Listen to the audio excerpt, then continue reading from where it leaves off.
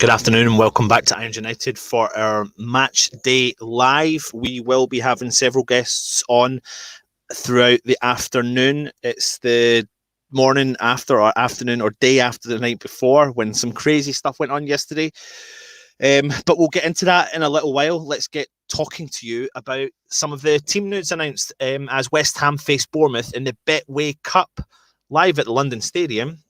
Today, West Ham's potentially only chance of silverware this season. Let's hope not. So let's get to the team news announcements.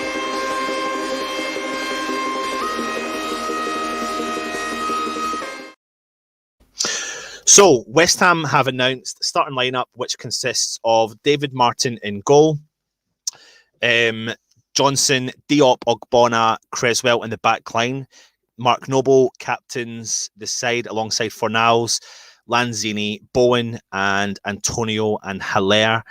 So we were not sure what to expect because we have several players missing, of course, due to international duty. And then, of course, the fact that West Ham have sold Diangana. But we are getting closer to seeing the lineup that we will probably see in the coming season. I suppose, again, subject to whether or not players return hopefully safe from their international duty. There is a substitute bench, but before we do, if we are ready, if you can see me in the background, are you ready to come on, Mr. First Guest? Let's get him on. Nigel, how you doing, man? How you doing? Yeah, are you ready to I just looked at that team, mate. When do we sign in? Martin Johnson, mate. Fantastic. Great at the back. The man's like a man and he's won the World Cup. That's brilliant. I mean, the fact we've gone out there with 10 players, I mean, it shows you he's like 2 men in one go, isn't he? Oh, dear. I've looked at the team sheet. What do you think of the lineup? Well, to be fair, apart from Martin in goal, no disrespect, that's possibly... I mean, there's two ways of looking at it. Is it 4-3-3 or 4-5-1? Can we play Haller in the middle with Bowen and Antonio either side and sort of getting back to the Frankfurt days when he hit 20-odd goals? Yeah. So that's an attacking midfield. Obviously, Souček's out with his 14-day quarantine or wherever he is. That shows you what international football can do for us.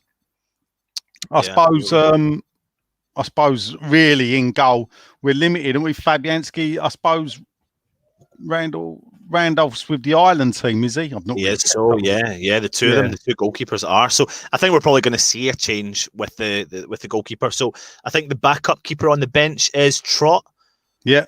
Today, Nathan Trott. So I think we'll probably get to see him at some point. I mean, it's inevitable we will see him, but it's as best a lineup that we could have asked for, considering 5 of the players are away on international duty, of which 4 of them are 3 of them are questionably starters for the side. It's funny, we've got 5 players away on international duty, but actually, apart from Souček and the goalkeeper, that's not far off a starting lineup, is it? Yep, and Rice. Well, but I don't know. People say we ain't got, we lack a squad and lack a depth. As we got, 4-3 of our first team. Too bad to me going forward. At the back, we'll see. Yeah, it's a bit of an interesting one with it. Listen, we're bringing another guest as well. Sess, you're about to come on. Hope you're well, mate. Keeping well. Yeah, I'm all good, man. I mean, Diop kind of came out of the blue. To be honest, we've not really heard a lot about him. We kind of heard that he was maybe picked up a little bit of a slight injury. I suppose that was a bit of I don't know if it was a surprise to you guys that Diop is literally straight in and starting. Yeah, absolutely. I didn't even know. I saw it. I was like, Duke. I was like, where did that come from? So I know he had a bit of a knock, apparently, and then all of a sudden he's in the starting lineup. So it's a bit of an odd one to me, personally. You're looking at the lineup. It's good to see Martin in goal. It is near enough like our starting team, pretty much bar a few players. Not too confident on our left back, but I won't get into that. But other than that, But it's near enough a full team. Yeah, it looks like it's a position that potentially the left back, we've got so much to talk about even before the game starts. So but if we talk about the left back position, the full back position, and we know that, depends on what reports you read, etc., what area of the team that West Ham need to improve. And as fans, we believe that the defence is an area for improvement, and we need to obviously bring in another striker to help out with the workload up the top. But he does have a lot of faith in Creswell, and a lot of people dig Creswell out quite a lot. But if you can be consistent with him with the two, I'm not a fan of the two centre halves that are playing together, because I think they're too similar. And that's the problem with that pairing. But if we had someone else in that could step into that role and help that back line, would that help a player like Creswell? I don't know what you guys think. I'll let you go first, man. Yeah, go for it, Nigel. I haven't got much to say on that at the moment. That's the thing. The fans, he's the figure of hatred now, isn't he, Creswell? Everybody seems to be going, oh, it's him. But if he's left exposed, if he doesn't get support, a right back's only as good as the support in front of him. Yeah. To be fair, and that is true. So I don't think, when all of a sudden, why has he become this figure of hate? I don't think he's as bad as people paint him out. I don't see it. He's the same old Creswell that we've had for ages. He'll have a good game. He'll have a bad game. And, that's how it is. It baffles me at times. I think what happens is certain people pick up. I blame Stell, digging out Masuaku, picks him out of thing, and then it sort of magnifies that type of thing. People pick up on it. Tarnish a player's name. No, I don't think Creswell's as bad as. I'm not saying he's brilliant. He's not a left back where you're going to look at and go, oh, he's in the top 16. He's not that type of left back. He's probably we're probably the best club he'll play for. Let's get it like that. Yeah. But then again, we've got a player that, if he, I listen, how many times do we go back and say, if he can find that form, and every year it's a bit like someone says to me, oh, why don't you go to the gym? And I'm like, yeah, but I used to go to the gym 5 years ago, and I used to be fit, and I used to be able to cycle 100 miles, and I used to be able to box 12 rounds, but now I can't do it anymore. It's a little bit like that with Creswell. I always feel like I'm stepping up for him and going, listen, if we can find that Creswell that we know that can perform, because there was snippets of it last year. There wasn't, his or the backline's mistakes outweighed any of the positives that was there, to be honest. And he also was part of the side, Project Restart, that got involved in helping us to stay up. Am I digging? Am I trying to justify why Creswell should be given a chance? This? Just a bit, but just a little tiny bit. But you know what? But I do understand where you're coming from. But it's just gonna be with this season that we're getting into. We're gonna have the same problems that we had last season. We're gonna have the same problems that we had the year before with our fullbacks. That's where the goals are coming from. I feel that our defence, are just all over the place. We've had that issue for how many years? So, something else to briefly discuss before we get into digging a little bit deeper into the West Ham world, the crazy West Ham world, is the fact that Antonio and Sebastian Haller start in the same side. It's the first time I think we've seen that for, I don't know if it's actually happened before. What do you make of that, Nigel? Do you think he's going to try? I mean, you said there you could look at the two formations, but you could also look at a 4-4-2. That's what I was thinking. That's what I said in the group, to be honest. I thought he was going to go 4-4-2 to start off with. Yeah. What do you think, Nigel? I mean, knowing Moyes, it's going to be one up front, isn't it? It'll be a 4-5-1. Is that Ian Dowie behind you? Who is that? Well, you don't recognise the greatest goalkeeper to ever played the game. Can. It's Oliver Kahn. Oliver Kahn, yes. My cousin. So I thought I'd put him there just for a bit of fun. Well, it's a pity he couldn't play, isn't it? I mean, with no disrespect, Martin and Trott in goal. I'd like to think it's a 4-3-3, but a 4-3-3 can regress to a 4-5-1. It's all semantics in the way it is. But I'd like to see Haller as the focal point, not out wide. West Ham it's difficult to gauge how they're going to set it up, really, because it's open to interpretation. There's definitely 4 at the back. We've definitely got one up front. And we've definitely got Mark Noble in the middle. And so he's not been dropped. He's not had the captaincy taken off of him. And as far as we know so far, he's not been fined 2 weeks' wages. But I'm sure there's more to come on Monday. Well, yeah, absolutely. Before we get into that topic, we've got a little while to talk about that. Felipe Anderson sits on the bench, coming into maybe the game where he was, is this a sign that, I mean, is it? Do they want to get rid of Anderson? Are we pretty adamant that's exactly what they want to do? Are they trying to get him off the books?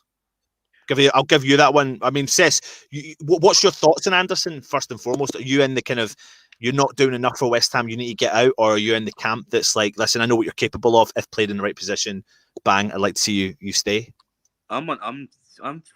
He's a very frustrating player. He really is. He has been very inconsistent, but I feel that we need to give him like another season. I feel that there is like something there. The talent is there. We know that.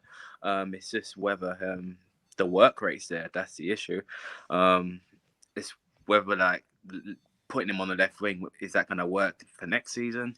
Should we put him in the middle? Maybe that's going to work. But the problem is we've got Fornals in the middle and we've got Lanzini in the middle. And we know they're not wingers. And we've also got Masuaku, who we know they're going to shoehorn as another winger. So it's so much dilemma at the moment. But with Anderson, I feel that we need to give him another chance, to be honest. Just give him something to prove. Like, hopefully there's like a fire in him that's going to like get out or something, Do you think a player like Anderson gets fire in the belly when he knows, I'm going to have to fight for my chance at West Ham, but he's still on the bench, Nigel? No. At the end of the day, who knows what they know behind the scenes, but I think it was there to be seen that Anderson was the one that they would have preferred to have sold, not Diangana. There was a list of players that they wanted to be sold. Unfortunately, no one has made any bids for any of those players. So therefore, Moyes is going, I want defenders. We get an offer for money for a player that's cost us nothing, and the board have seen fit. I can only think they've took it with Moyes, that Moyes has got to sign off on it. So there's a lot of questions being asked. I would imagine Moyes signed off on it for the fact that he was getting the money. We can debate the rights or wrongs of it. We could go on forever. It for me, the big thing is it shows you how poorly they've run the club. The fact that we've had to do that. That's what absolutely.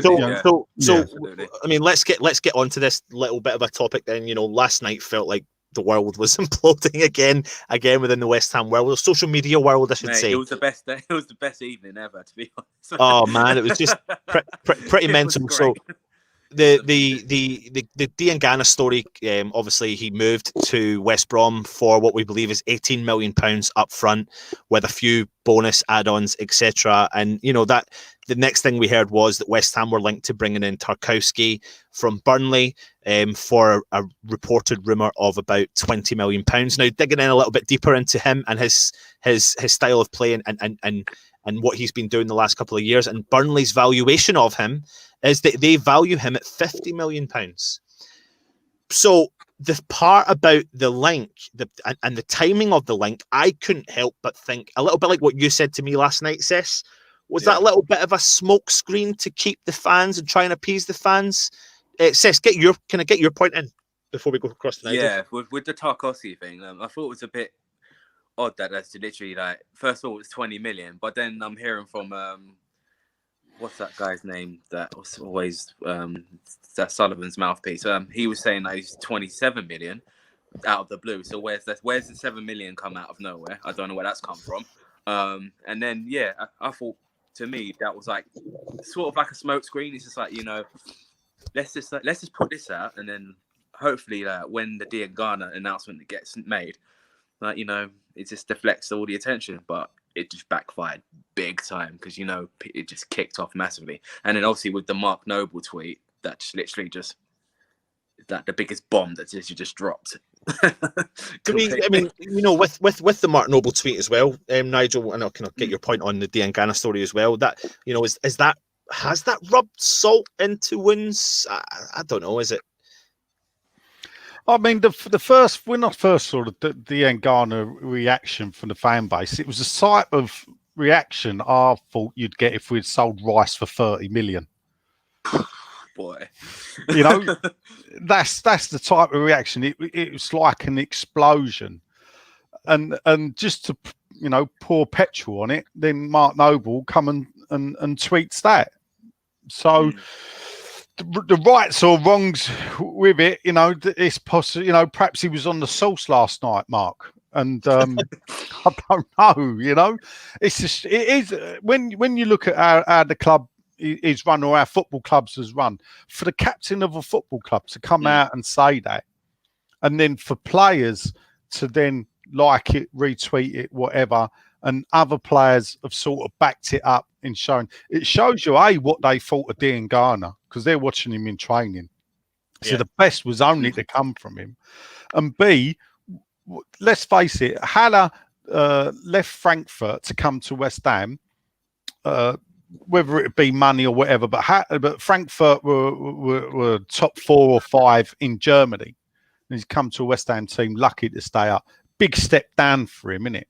When we sign these players like Anderson, when we sign Anderson from Lazio, they're coming from big clubs abroad, and we're trying to say to them, look what we're going to do. Well, we've just shown them what West Ham has done always in the past, and why we are the type of club that we are, because we've just sold one of our best young players from the academy in like a decade, and now it's finally sinking in. People sometimes ask me why I don't get angry. I don't do ranting and raving, and it's because this is the type of, in a way, it heartens me a little bit, because the old West Ham's still here. Yeah. This, the club died. The problem is, it's the bad bit of the club that's still here. Yeah. Nothing's progressed. When you hear the excuses for selling them, so I'll read the excuse. I look at it and go, I get what he's saying there. We want to sell these players. No one's buying them. Moyes wants a defender. The only player we've had an offer for is this. We can do this. We haven't paid money for him. We'll give him all the money. And, we're looking to make a big signing in the next 2 weeks. And you think, everything about that is right. And then it alludes that the squad is imbalanced, which it is. It's got a lot of wide players, which it is.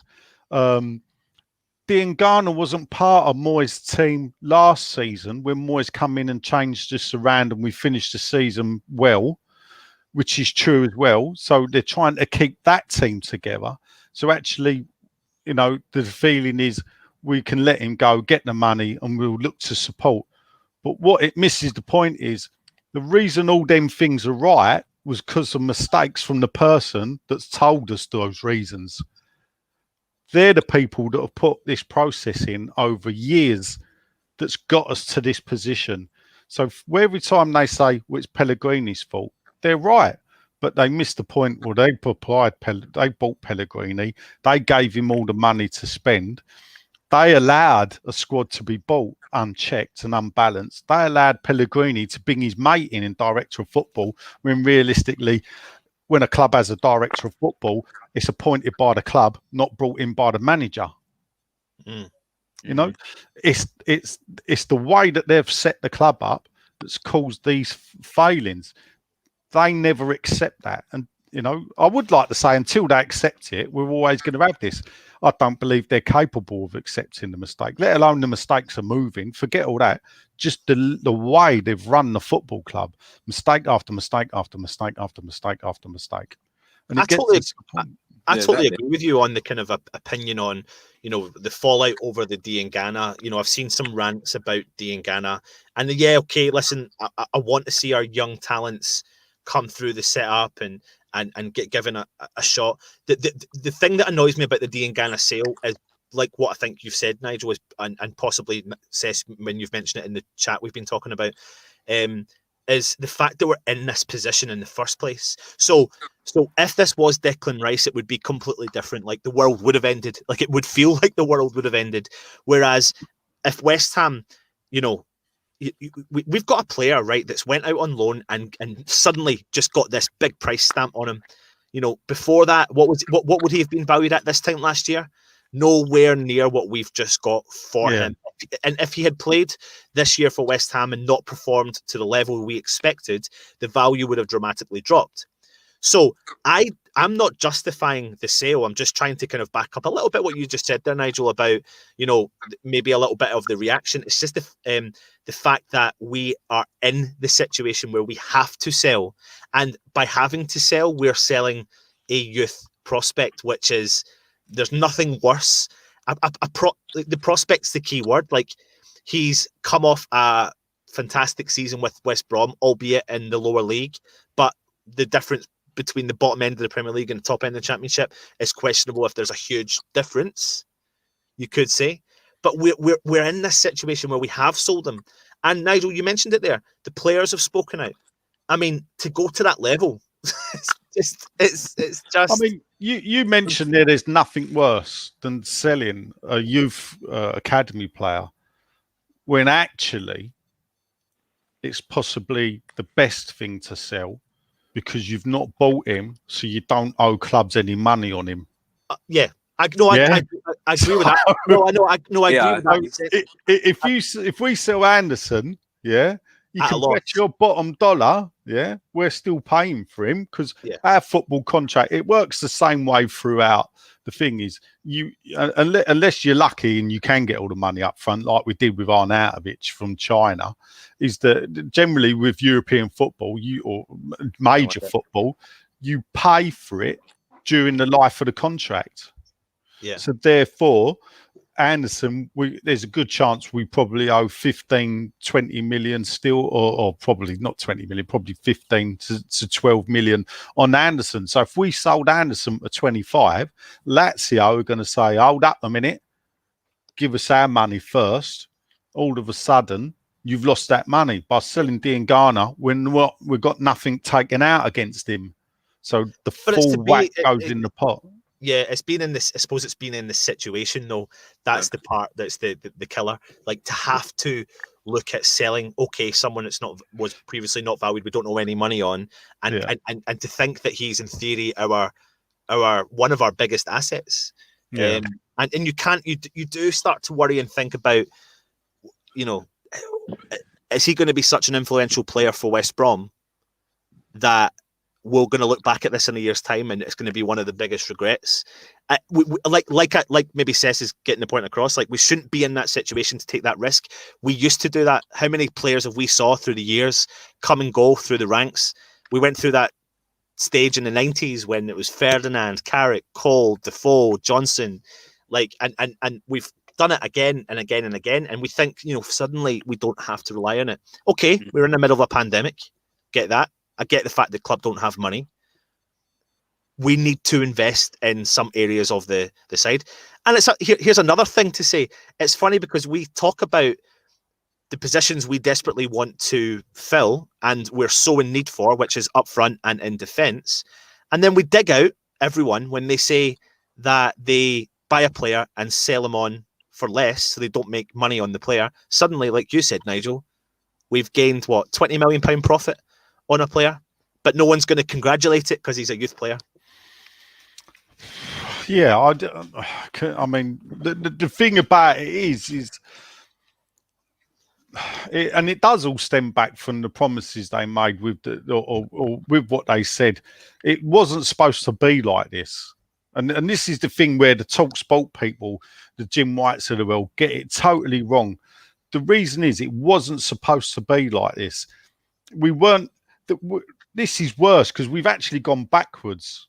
When was the last time we sold a player like Diangana, or we had to sell a player like Diangana? Probably when we were relegated in 2003. Now, partly, maybe Scott Parker, partly because we've not really produced the players, but partly as well because of, we've gone backwards in this move. The move was supposed to project us. To stand around and actually, when you look at it, for them to go around, and I know why we ain't got any money. But the fact we ain't got any money is it wasn't supposed to be like this. And sometimes I think the fans hold them accountable for the wrong reasons. That's why they should be held accountable, because it wasn't supposed to be like this. We've sold better players than Diangana. I mean, you saying about Diangana, we bought Bowen for 19 million. Yeah, we sold Diangana for 18 million. Bowen's stats was better than Diangana's in the 6 months they had in the championship together. Yeah. So when I see, we sold Diangana for peanuts, well, it ain't peanuts, is it? But it's our third highest ever transfer fee received. When you see, but comments like that, it baffles me when you hear that. Like, what did you say? Third? Well, yeah. So the highest transfer fee we've ever received was for Payet, 25 million. The second is for Arnautovic, 22.5 million. And then I think he's joint third with Rio for 18 million. I can't think of anybody else. We got 14, I think, for Bellamy when we sold him to Man City. You tell me when we've sold a big player. And until we sold Payet, Rio was definitely our all-time transfer fee received, which was 18 million. So for 17 years. And that, though, is actually why West Ham are in debt. Because we've paid out far bigger, twice as many times more than that in transfer fees than what we've recouped. So when people want to scream, where's the money? Well, there it is. Yeah. Look at what record transfers we've spent. Look at what we've received, and there's a big gap.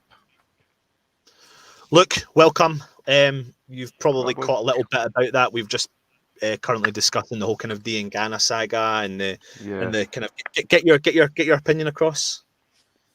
I think, to be honest with you, Nigel's just spoken a lot of logic there for someone who I think is only bored. So that's quite surprising. Look, there's something wrong with your mic, mate. It's quite. Yeah, I'll get rid of it. Hold on.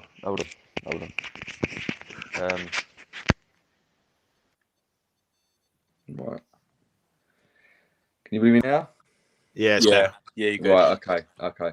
Yeah, my connection's pretty poor today again, so I might cut out at some point. But I don't think this isn't. It's not just Diangana. This is.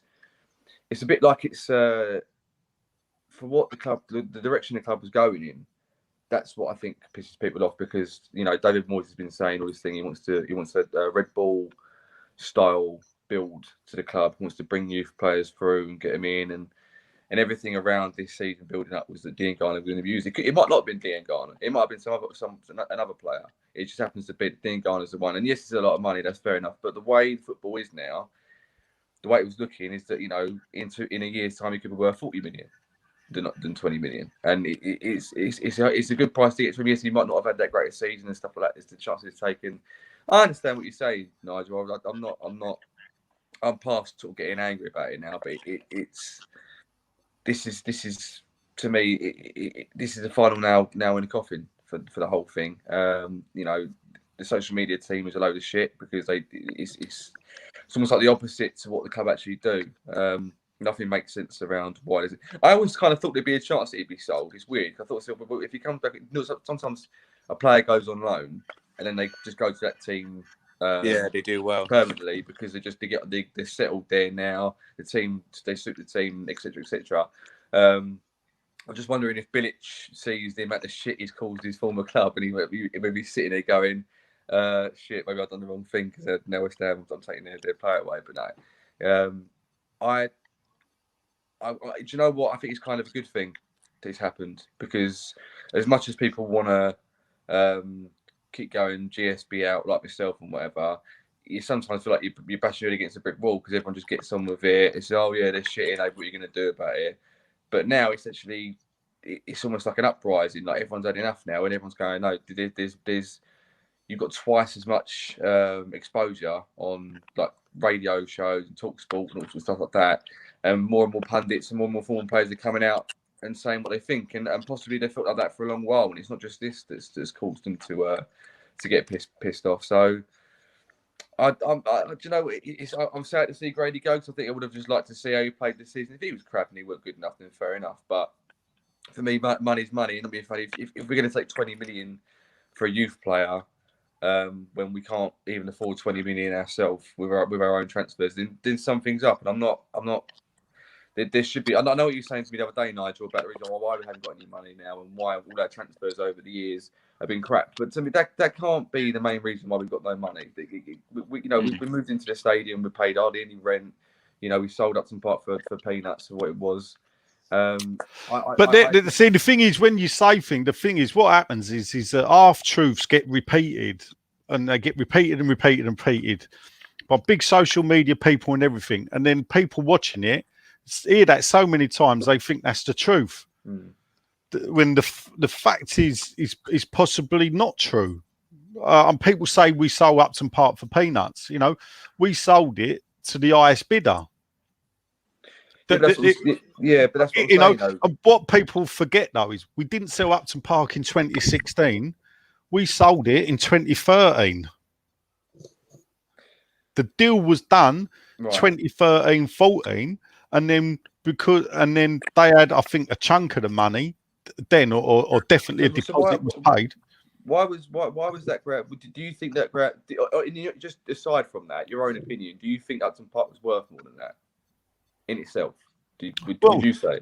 What? And this is the thing: is who knows? I don't know what Upton Park was worth, but basically, a big thing people use against them is that in the books, it was in 2010 or 2012, it was insured for £70 million.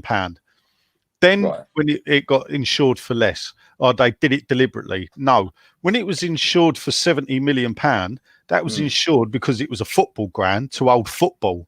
Yeah. Once they sold it and it weren't going to hold football, so that £70 million was, if something happened to a stand, they would be able to claim on it and rebuild the stand. Why would it not have been used as a football stadium then? Because we'd sold it for flats. It wasn't being bought for a football stadium. The developers didn't want the 4 stands; they were going to flatten them. So when they downgraded the value of it in the books, it was because it had been sold for land. Guys, sorry, we're taking a first look at silverware. Get yourselves ready. Yeah. The Betway Cup Look at silverware. the beauty of a trophy. Starts with me to go on, hey. Sorry, Nigel. No, it's something possibly I'll look and come on and do a better show about. I personally want to do a bit more research myself on that, because there's a lot of, not lies or fake news, but there's a lot that people have heard that are half truths and they're not full truths. Like the £60 million that Bowling Phoenix got. But we don't know that was from selling the Boleyn, because when you look on Land Registry website, the stadium land was sold like a year after we sold it. It was sold for 40 million. Right. So Land Registry, if you lie to the Land Registry, you're committing fraud to the government. Yeah. Right. So it's possible that Bowling Phoenix did other deals. And that's how they got the 20 million. Don't tell you what they've done. People were putting 2 and 2 together and coming up with, they only had the Bowling Grand. We don't know what they had. See, that's the thing. It's like, will we ever know the full truth? No. I don't think we will anytime soon. I don't think we'll hear it now. I don't think we'll hear it 2 years from now. I don't even think we'll probably hear it like 4 or 5 years from now. We will never know until... Not unless you know someone that works for Bowling Phoenix. like the ins and outs. We'll Yeah. never know the full truth ever. I don't think we will. Look, aside from that, right, Upton Park's gone now, whether we like it or not, it's done. Yeah. Right. What my concern is that since we've moved to the stadium, we've had one good window when Pellegrini first turned up, and that was it. But there seems to be at every turn some sort of like brush under the carpet business going on with the owners, and it's over the last 3 or 4 years. There's people that aren't even involved in football that have criticised the board, that have said these figures do not add up. Like you've got for the deal you've got. We don't know how there's not more money being invested into this club. And one thing I will say is, and the evidence was there before the move, is that David Sullivan, he gave an interview or whatever, where he turned around and said that the difference between being at the Bowling Ground and being at the Olympic Stadium was between 12 to 15 million pound a season. Now, he openly said that before the move. Now, what I say to you is, what does 12 to 15 million pound buy you? Because he's exactly right, yeah? What does 12 to 15 million pound buy you? It's nothing unless you've got the best scouting system in the world where you can pluck these players. But they haven't. We were exactly. You know, they didn't build it first. The problem they had is, if you look at Arsenal, Arsenal, before they win in the Emirates, had a team that won titles and everything else. So they built a team first. Yeah. I know. So, but do you know what it is, right? I was listening to Baz Cox this morning on Facebook live stream he was doing, and he said it doesn't bother him. I kind of get what he was saying. He said it doesn't bother him finishing 18th, 17th every season because we've always done that. This is not, you know, us letting players go, youth players, selling players. It's always been like that. West Ham have never really had a hold on that. We've always been a yo-yo club, always up and down. But the thing was, is moving to this stadium, it was painted and was meant to be better than it's turning out. This is why people were so annoyed. And the funny thing is, I was listening to TalkSport the other night, or that segment that I shared on Facebook. I think it's like a little clip. I think of Andy Goldstein going, they've had the soul ripped, they've had the stadium ripped from them. I think, well, it wasn't exactly like that because it wasn't ripped for us. We knew it was happening. People were behind it at the time. I think you, like yourself, were like in almost like a minority saying, no, we don't want to move. But it's the fact that it's been taken away and nothing. No, there's no improvement. We are exactly the same West Ham, in exactly the same positions, and exactly the same players, buying in a few good players here and there, but not really getting the best out of them for a couple of years or whatever, and doing nothing. So we're in a bigger stadium to be the same shit club, and that's my great Pretty much summed it up. Yeah. I mean, I wrote an article. I used to write for Overland and Sea Fanzine, and I put an article in there, 2014, that said the worst thing that could happen to West Ham. Well, I gave like a warning. The worst thing that will happen to West Ham is if they go to the stadium and 4 or 5 years later, we're still the same old West Ham. Yeah. At the Bowling Ground, people sort of accepted it that we were this team that did this, did that, never achieved, never, you know, like our dreams, it fades and dies. Yeah, that was us there. But because of the way they marketed and sold the move, it's their own fault. This is the thing. It's their own fault. They've brought it on themselves. And the fact is, the three of them still think that there's nothing wrong with the move. It's their failure to understand that they have totally cocked this up. It is. It's their failure to understand this. It's sort of arrogance in their part. Yeah. Because the only thing I say is if we get them out, right, let's just say we can drive them out. I'm not sure we can. But let's say it's, I mean, it'll be fun trying. Don't get me wrong. It will be fun, trust me. If you drive them out, the only thing for me is I heard a clip, I got sent a clip of a bloke who said, if we get them out, we're going to get them out. He's going to thing them, we're going to have a party, like a good old East End night. I won't be partying because we're still going to be the shit club in the shit stadium with a shit view and a shit journey. Yeah. And the difference is we're just going to be owned by someone else. They ain't going to sell us. They nearly had a chance there. They ain't going to change the seating. It ain't going to change. You know, and this is why I don't get angry now and raise up and protest, because this all should have been done years ago. You know? That's the thing with me is the fact that in my opinion, I don't want to be against the owners. I'd love for them to have come in and done everything they said they were going to do. I don't hate people in general. I try to take people as they are and try and see the good in them and stuff like that. But every time I try to go, right, why did you sell Diangana? Why did you do this? Why have you done that? But the thing is, you look. I've done a bit of research over the years, and if you look at the owner's previous business antics, shall we say, and everything that they've been involved with and stuff like that, it is all very underhanded. There's nothing clean about what they've ever done, and there's always some other ploy to what they do. There was with the last protest, there was a lot of stuff that Andy, whoever it was. Sullivan owed him a lot of money, and so he paid him off to stop. That's the rumor that I heard and stuff like that. But every point, everything they do is just it's either schoolboy errors or it's underhand tactics or it's very brown envelope, hair redknapp style. And I was scared. I was scared about a year ago that we were going to get done over like a bit like we're going to have done this year. That like there's some sort of dodgy betting going on or something like that. And it's I can't trust them. You can't trust them that they're gonna go, okay, we'll put 100 million into this transfer because look what's happened with Haller. We can't even afford to pay the rest of his fucking transfer fee or anything. Still got, was it 5 million? Still got to pay or something? It's just fucking. If it ain't one thing, it's another thing, mate. This is never ending. The problem is that we pay good wages. We do pay good wages for a Premier League team where we are, and we've paid big transfer fees for a team where we are. But if you don't get basically what West Ham do is they say before the season starts, right? Where do we want to finish? They have a budget. Every company has a budget, right? So we're going to finish 10th, and if they don't finish, finish 10th, what's going to happen? And the fact is, look at the money difference between not finishing 10th. Sorry, this is the worst stream. Was that Stanislas, was it? Yeah, no. I don't know how far you lot on the stream, but no, it wasn't. I'm actually I've got a better stream, so I'm going to sort that out just now. Give me 2 seconds while you're doing it. But the player that scored was Stanislas. It's basic defending. I don't.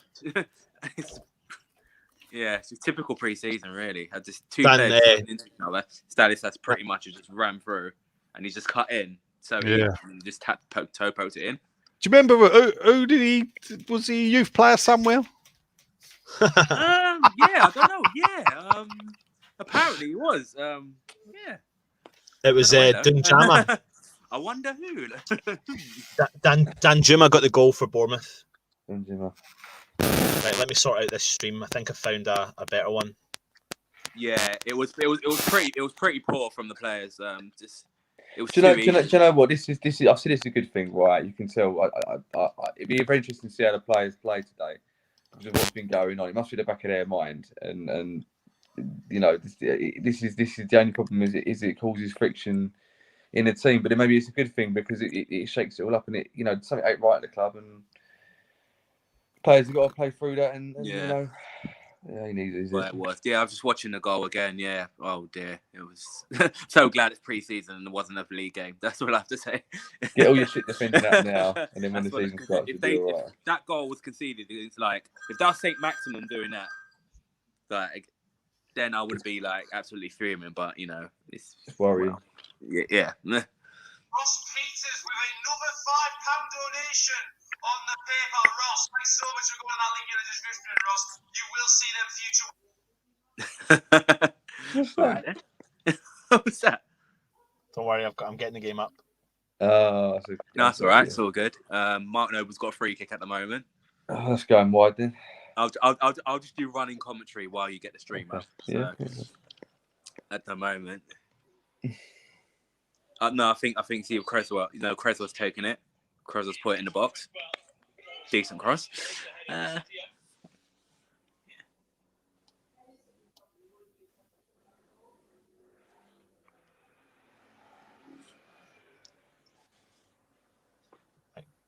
Yeah, I'll let you two just chat while I get this sorted. No, it's all right, man. I'm just literally that's on the game at the moment. So how we playing, sis? How we getting on? Not good. I'll be honest with you.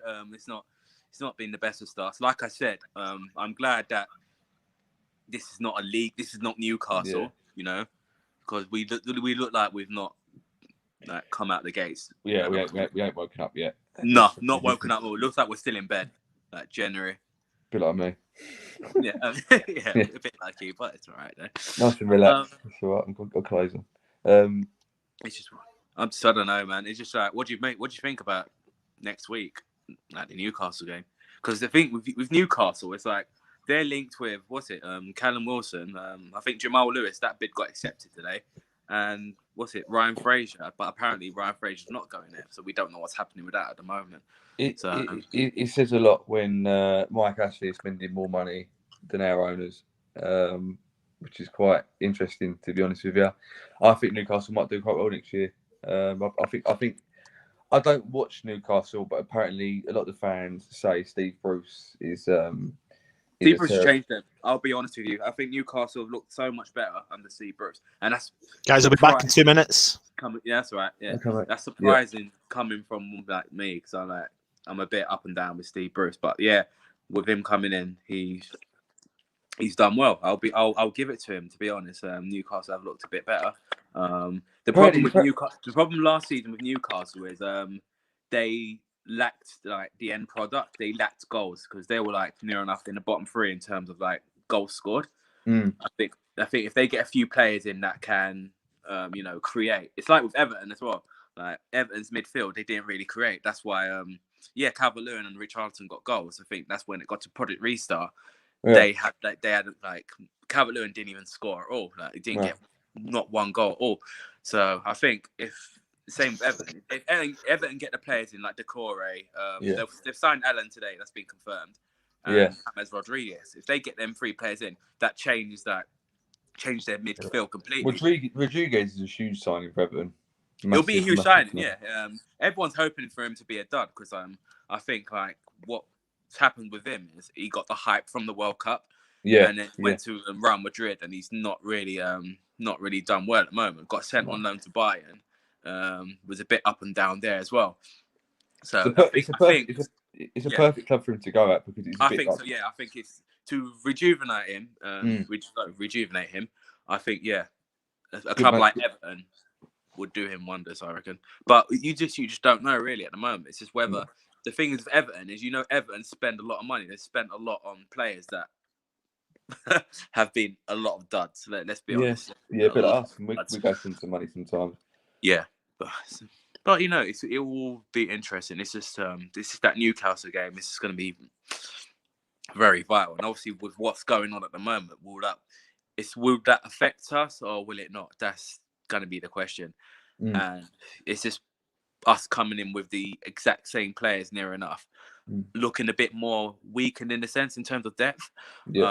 That's what slightly worries us. And I do understand what Nigel said about like the likes of Creswell, like he might be scapegoated a bit, but if we've seen enough of our fullbacks over the years, and they're just not good enough, I'll be honest with you.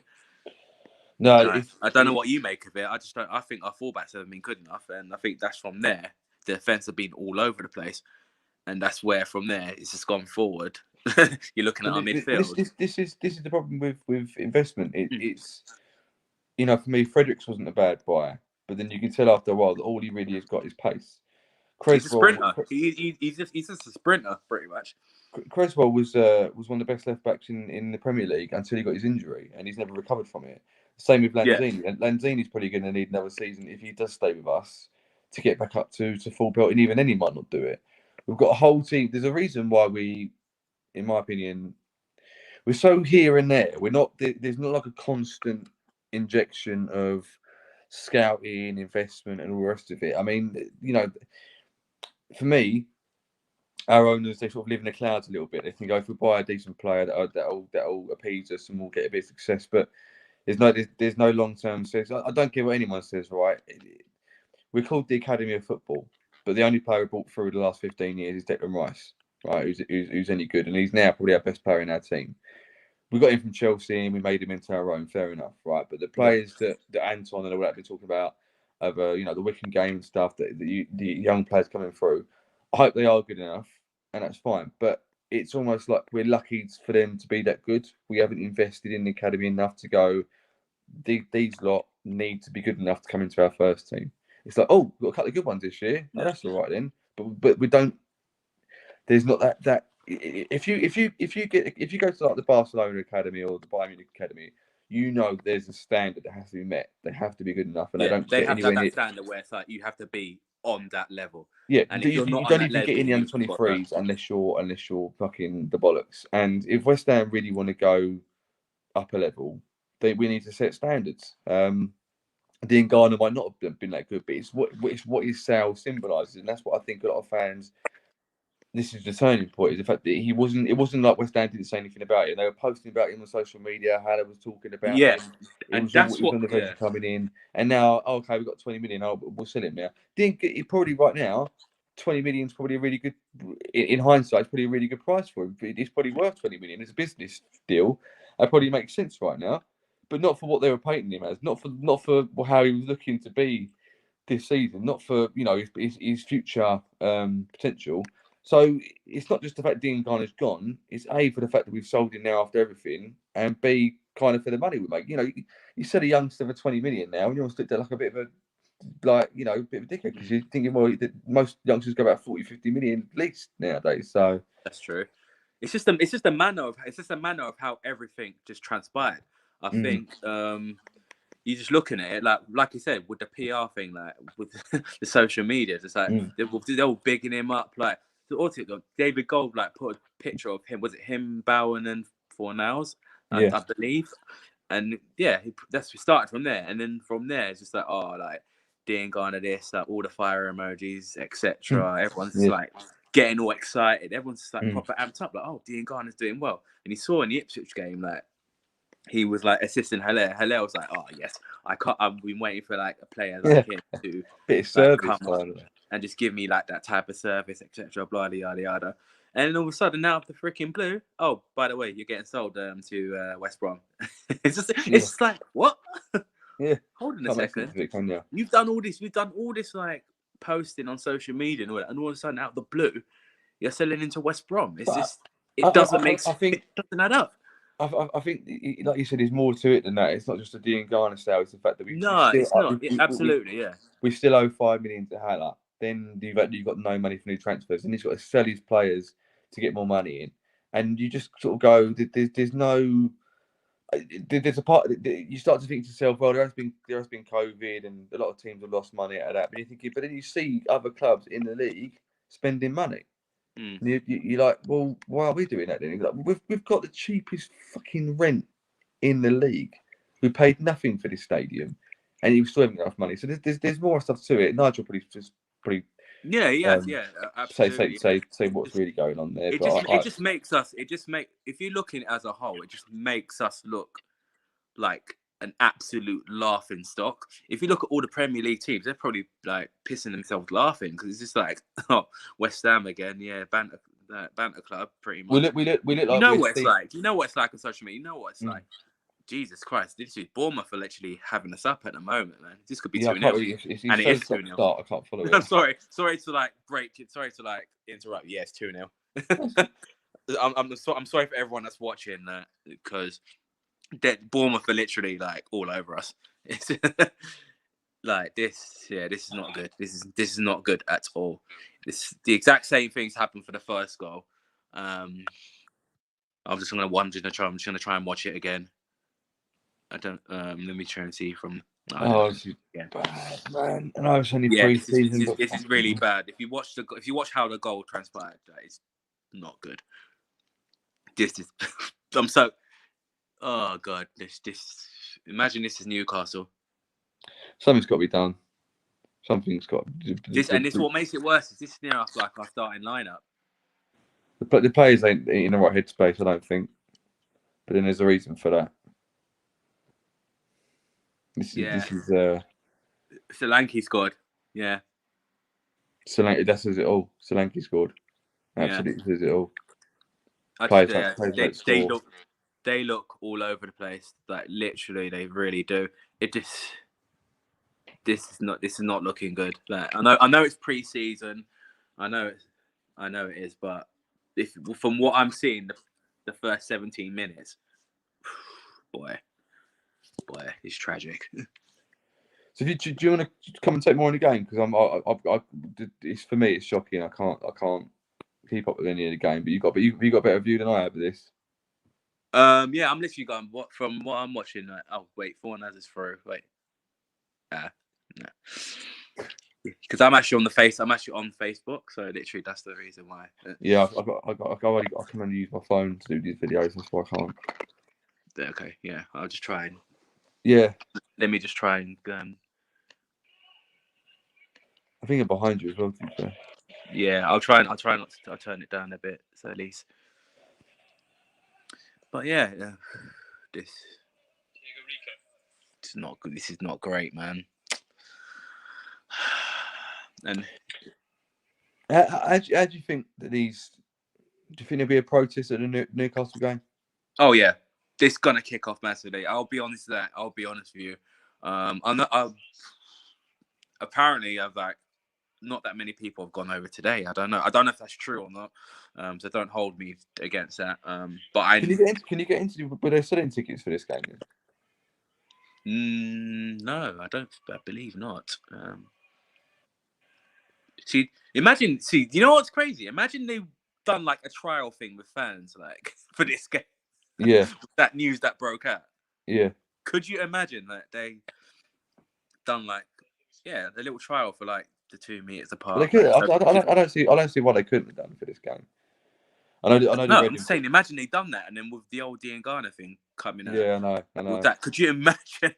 You're not gonna have there will be no social distancing. Trust me. Like they will literally. They're going to be very. They're going to be very careful. I think who they let in and who they don't. Like you got to be. So you can look at people social media. Have you ever put any GSB out stuff or anything like that?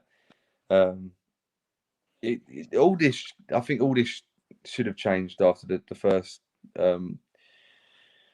sort of pitch invasion against Burnley, and I thought it was changing around. I thought things were getting better, and they were for a little while. Yeah. And now I think they've just gone back to the same old slump. I think it's got worse. I thought it got better. I just found the fact that I think it's got worse. Turned up. Yeah. And we started buying more players when Pellegrini was brought in and stuff like that. And I thought it was going the right way. Yeah. But it quickly turned back to what it always has been. And it's just frustrating. It is. It really is. And it's like that's why you ask so many people. It's like, oh, where do you think we're going to finish this season? People are not confident. I spoke to so many people. People are not confident at all. No. People are saying that we'll finish 15th, 16th, you know. Yeah, some people are being a bit optimistic, saying that we could sneak into the top 10. Like, I think we'll be all right. I don't think it'll be another relegation battle. I think it'll be another underwhelming season, I reckon. So, I think relegation. I don't know. With our first 7 games, that's where I think that would be the point where it's like that'll be the point of the season. That we're either climbing from the bottom rung of the ladder, or we'll be flying high in the top because 6. If we don't get at least points like from like the first 7 games, yikes! It's just we're just going to be playing catch up, really. Yeah, boys, 2-0 down. Boys, I don't know if you've been watching here, but yeah, it's not been good. I think they're both on mute at the moment. So yeah, they're both on mute at the moment. So I think Ant's muted. That's better. Boys back on. Yeah. So if I missed much. We're 2-0 down. There you go. Yeah, we're 2-0 down. We don't look like we've woken up at all. Look like the players just got out of bed and went on the pitch straight away. Where have they mainly attacked from though? The right hand, well, their left and our right side. That's where. So they've been attacking down the right hand side flank. That's where both goals have come from. The first goal, 2 players tried to get on. I think it was Stanislas, I believe. They just literally just fell on the floor. Salisas just ran straight at Jupe, and then Jupe's just allowed him to cut in, and then boom, tap in 1-0. The second, it was a similar thing. They ran through, he just like squared it, and then Solanke scored. And yeah, but it's just basically both goals come from that right side. I hope Diop would be one for the future and a developing player, but he seems to have stagnated. Yeah, he's not looked good at all at the moment. The problem is back there though. Like I said last night in our video, we did that since we lost Tompkins and Winston Reid, we've never replaced that type of defender. We've got two. Every central defender we've purchased since then are so similar. They're so similar, and you can't play with two. You can't play with two centre halves that constantly step out. That are like for like. It defeats the purpose of, if one steps out, you need the other one to cover. But with Balbuena, with Diop, with Ogbonna, they all step out and don't cover each other. Literally, never do it. And then to add matters worse is when you don't have confidence in your fullbacks, then your back line is and it's a bit of a disaster. It is. Your back line's pretty much like a zigzag. Yeah. They don't. Yeah, that's a good way of putting it, Cess. Like some tackle there. But the backline's supposed to defend together, push forward together, stay in line together. Exactly. You constantly see, like back in the days of the old days or whatever, that one player was shouting and screaming, keeping people in line, constantly keeping players in line. But there's no one there that's commanding enough. This is why I've said before in the past, and Nigel, I know you said it, like you put someone like Declan Rice back there, the defense starts to calm down because he reads the game really well. And he is. Yeah. Yeah. He's our best centre half. I mean, exactly. But that's, all fans go on a lot about our fullback positions. It's not just fullbacks. It's not just fullback. It's the defense as a whole. Yeah. It's the defense as a whole that's been absolutely abysmal. I couldn't agree more. Like Jupe's another player that needs to really step up. To be honest with you, because I'm not by what I'm seeing at the moment, I'm not confident with him. What about Antonio? Where's he been? Kind of out wide.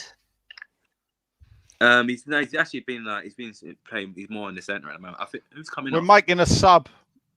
I think who's coming off. I love that. We're making a sub. Ben Johnson. No, Yeah, who's Johnson's come off? Yeah, Ben Johnson's come off. They brought Fredericks on. Yeah, like is that tactical? I can see why they've done that. In a way, when you're 2-0 down, I'm guessing it is. Yeah, but I mean, it's a bloody preseason friendly. I mean, he was the player that came in last year, and what in a way, is that good management? I don't know where I'm at with that. Is that good management? That could really knock his confidence a bit. Yeah. Sis, honestly, how was Ben Johnson playing? Not that good. I'll be honest with you. I mean, I'm getting a lot of texts saying Johnson's having a mare anyway. Yeah, he's there.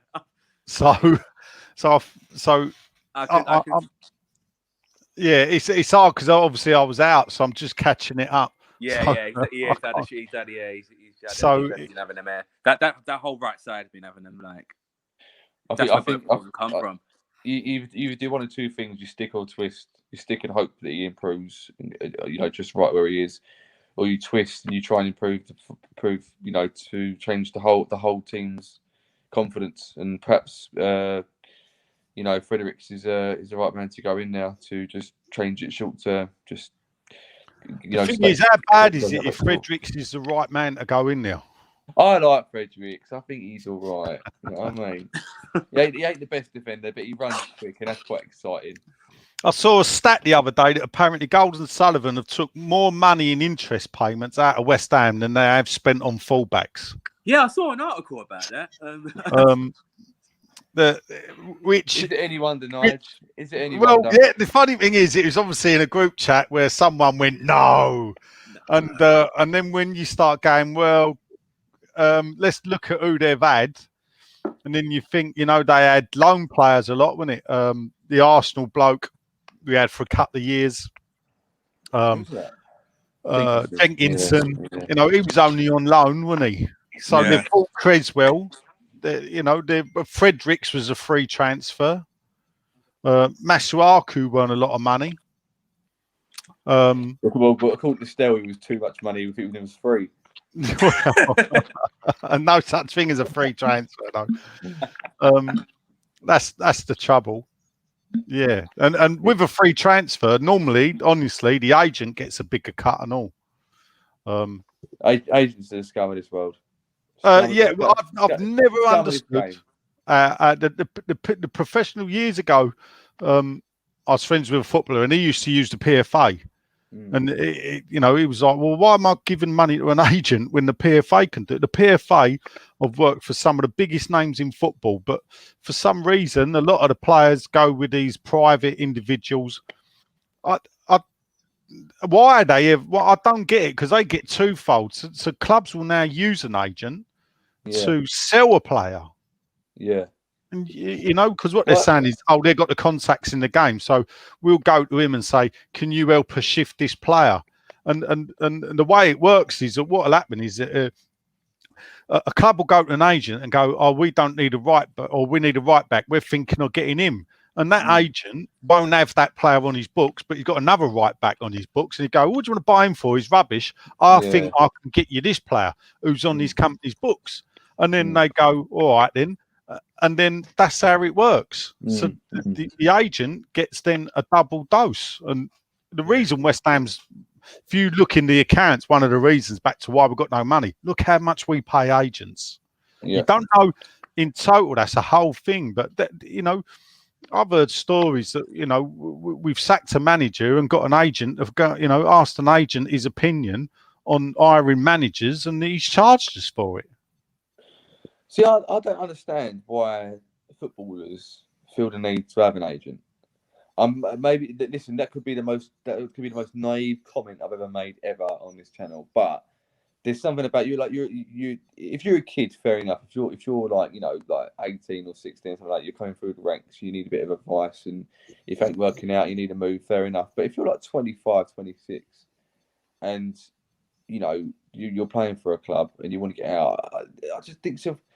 Haven't you got it in yourself? But it ain't, because you use an agent to renegotiate your contract. The reason you use an agent is because the people so if you're the footballer, Lanzini's off now, shaking his head. If you're the footballer, and you're negotiating with your boss is trying to screw you. Yeah, right. Yeah, he wants to give it to you at the cheapest amount possible. You hire an agent because, especially nowadays, they know how much near enough all the players are earning.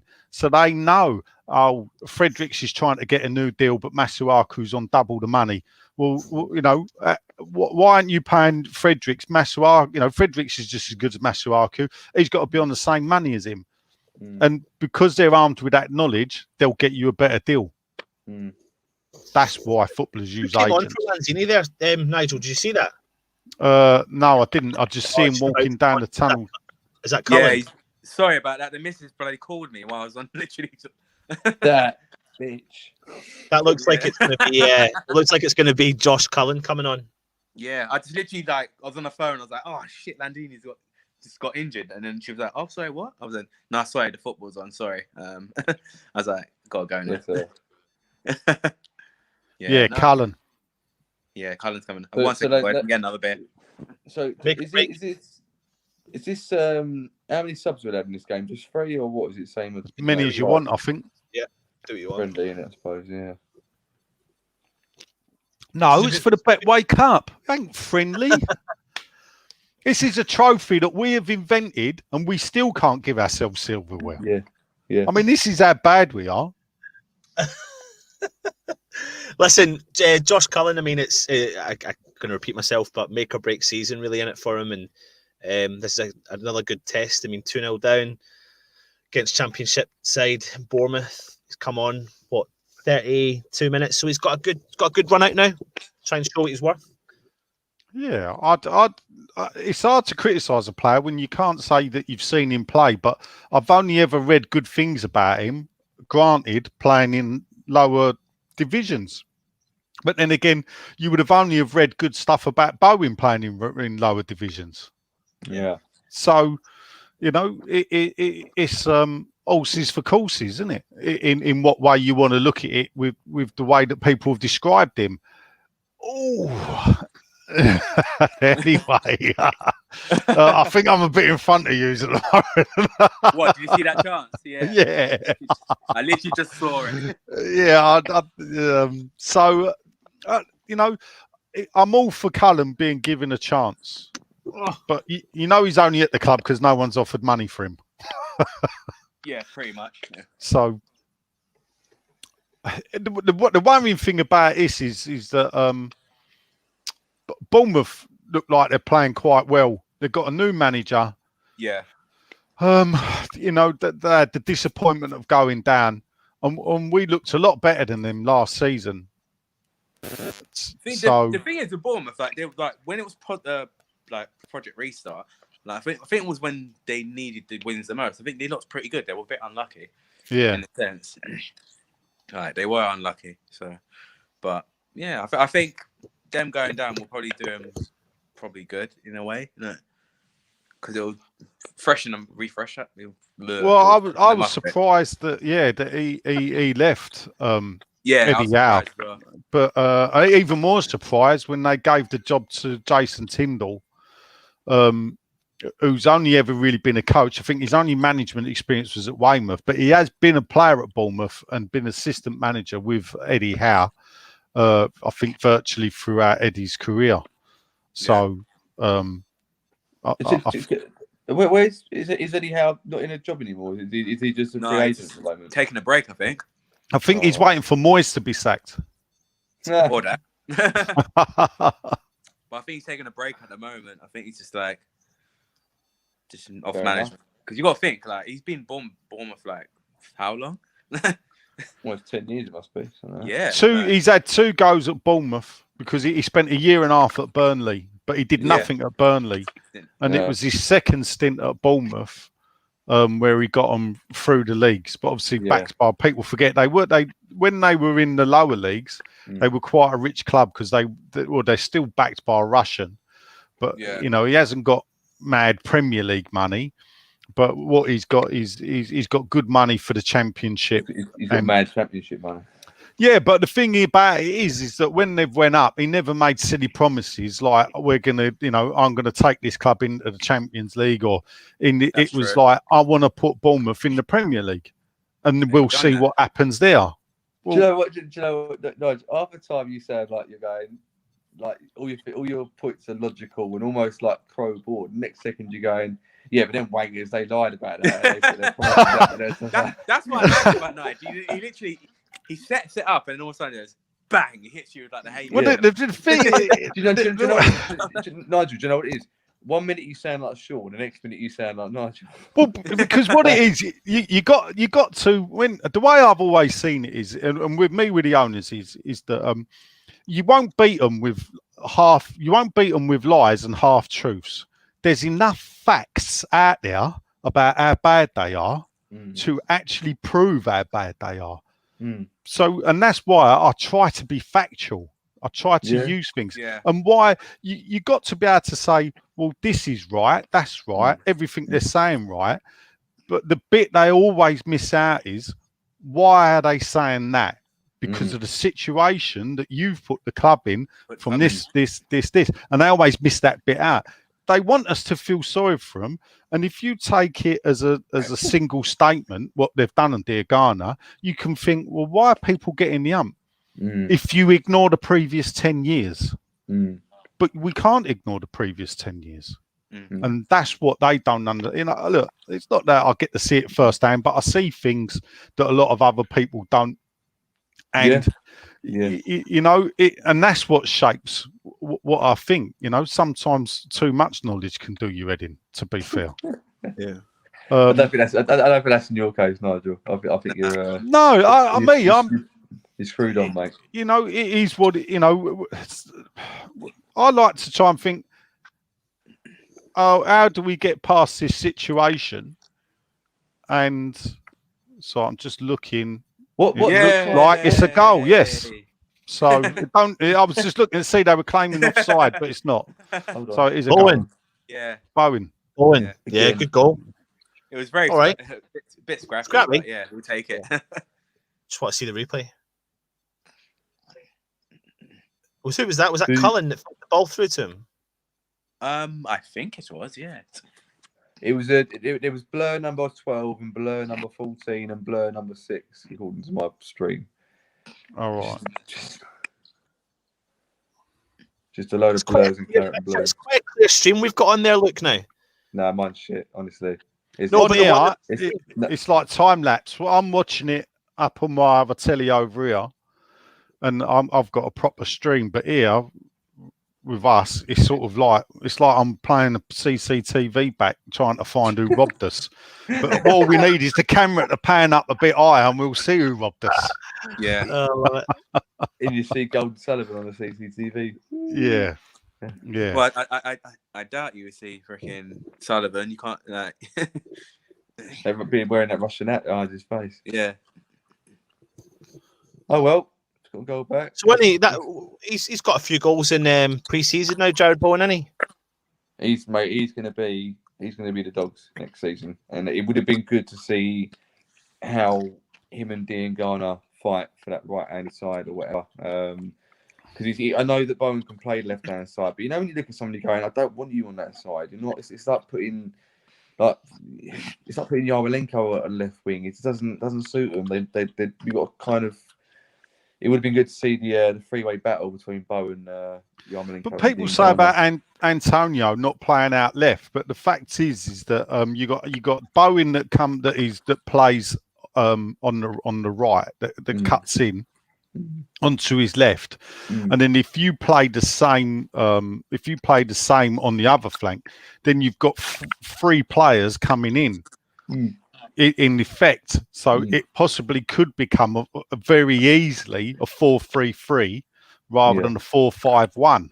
If you get the drift. What I was going back to earlier with the stats that with the formation and the lineups is that if you've got the two players looking to come in, then or if the ball's out wide left with Antonio, then Bowen's coming in on his right side. Again, it swaps over. So then you've always got two in the box. The problem we've had for ages is we've only ever had one bloke in the box at any one time. Yeah. So, the funny thing is when you look at our team, I think we know, is that offside? No, 2-2. There you go, people. Yeah. Cullen, back in business, boyos. Back in. Yeah, all that panicking, dear, oh dear. I see you people. Merchants are doomed, a lot of you, I'll tell you. Well, Cullen better watch out. You better not That was Bowen. It was Cullen's cross. Yeah, Was that Cullen's second assist? Yeah. Yeah. You better watch out though. If he plays this good, he'll get sold in the next 2 days. So. That's it. Nigel, you look like you're drinking some chaliced cup from the fucking war. Two hands. I love it. I love the way you're drinking it. No, yeah. Is that an old retro style West Ham mug? That's for ready. It's for when I hold the Carlsberg Cup up at the end of the game. Listen, Russ has obviously passed the message to the guy with the bubbles because the bubbles. Yeah, need more washing up liquid in it to get the bubbles going. No, 2 each. If you're streaming West Ham 2, Bournemouth 2. West Ham went behind 2-0, and have now scored 2 goals thanks to Jared Bowen and 2 assists from Josh Cullen. Since we come back, and have you noticed that if we go out 2-0 down, we come back, it's 2-2. Everything's rosy. I don't know what people are complaining about. This will end up like a 4-3 defeat, you know. But what game was that? But goals are fun. Fun. That, pretty much the repeat of how many years ago when we played Bournemouth at Upton Park. 2015, that was. That's the one, yeah. 4-3. Do you know what? Right? I remember Nigel was talking about this the other night. He was saying when we lost to Leicester or Bournemouth or both of them games, we saw a load of goals, and someone said to you, "Oh, you know, depressed." And you were like, "Why are you depressed for?" It's like we just lost 4 games. Yeah, but you saw 7 goals. It's entertainment, you know. You should be happy. And I'm like, as much as I can kind of see your point there, Nigel, I was going, I couldn't. There's not an ounce of me that could go, I'm happy about. Years ago, I used to walk home. I'd rather us win 1-0. I'd rather. See, look, no, years ago, I used to walk home from football. In the days when I could walk home from the ground and be home in 10 minutes, and it literally that's all it was, a 10-minute walk. I used to get in, and I'd have the and if the dog was there, he'd better get out of the way, and I'd come in swearing thing, and my missus would be looking, and she went, "Oh, lost again, innit?" And I'd be slagging this thing off, slagging that. And, you know, season ticket renewal comes round. I'm first in the queue, front my money up, way over the cash at the window, blah, blah, blah, done. You know, and I remember one year that they put the season tickets up like 100 quid in one go. We had Artson and Kitson, and we had a good season. Yeah. And they decided to put the season ticket. I was like, the robbing sods, putting the season tickets 100 quid. She went, "What are you going to do?" And I went, "Well, I've got to pay it, innit?" And she went, you had a go at me because I spent 30 quid on our daughter's coat the other day. You same thing. You just got to pay it. And then you think, and she went, "And all you do is moan, blah, blah, blah. I don't know why you moan. You still go back and watch him. You ain't not going to watch him." You think, yeah, she's right. You know, the penny dropped. She's right. It don't matter what the result is. I'm still going to go there. I'm a mug. I openly admit, I'm a mug. I'm a mug punter. Nothing will stop me from going. So, therefore, why get upset if they lose if you're just going to go back the next week? That's what I'm saying. Don't use logic, Nigel. You can use too much logic in life sometimes. Yeah. You know what I mean? But football's entertainment, isn't it? It's an entertainment. No. It is. Football's an entertainment. If it's not West Ham, for me, if it's not West Ham, then it's entertainment. But if it's West Ham, I just want it. So put it this way, right? If we could win 1-0 in a game by playing long ball football, long ball boring football, right? Over if we have to play passy, tiki-taka, entertaining football and lose 1-0, I would honestly take the 1-0 boring football one. The win when we win. It's something it's under Allardyce. I remember having really lengthy arguments with my dad about it, right? And you're going, "No, you're going to hate me." Loads of people did.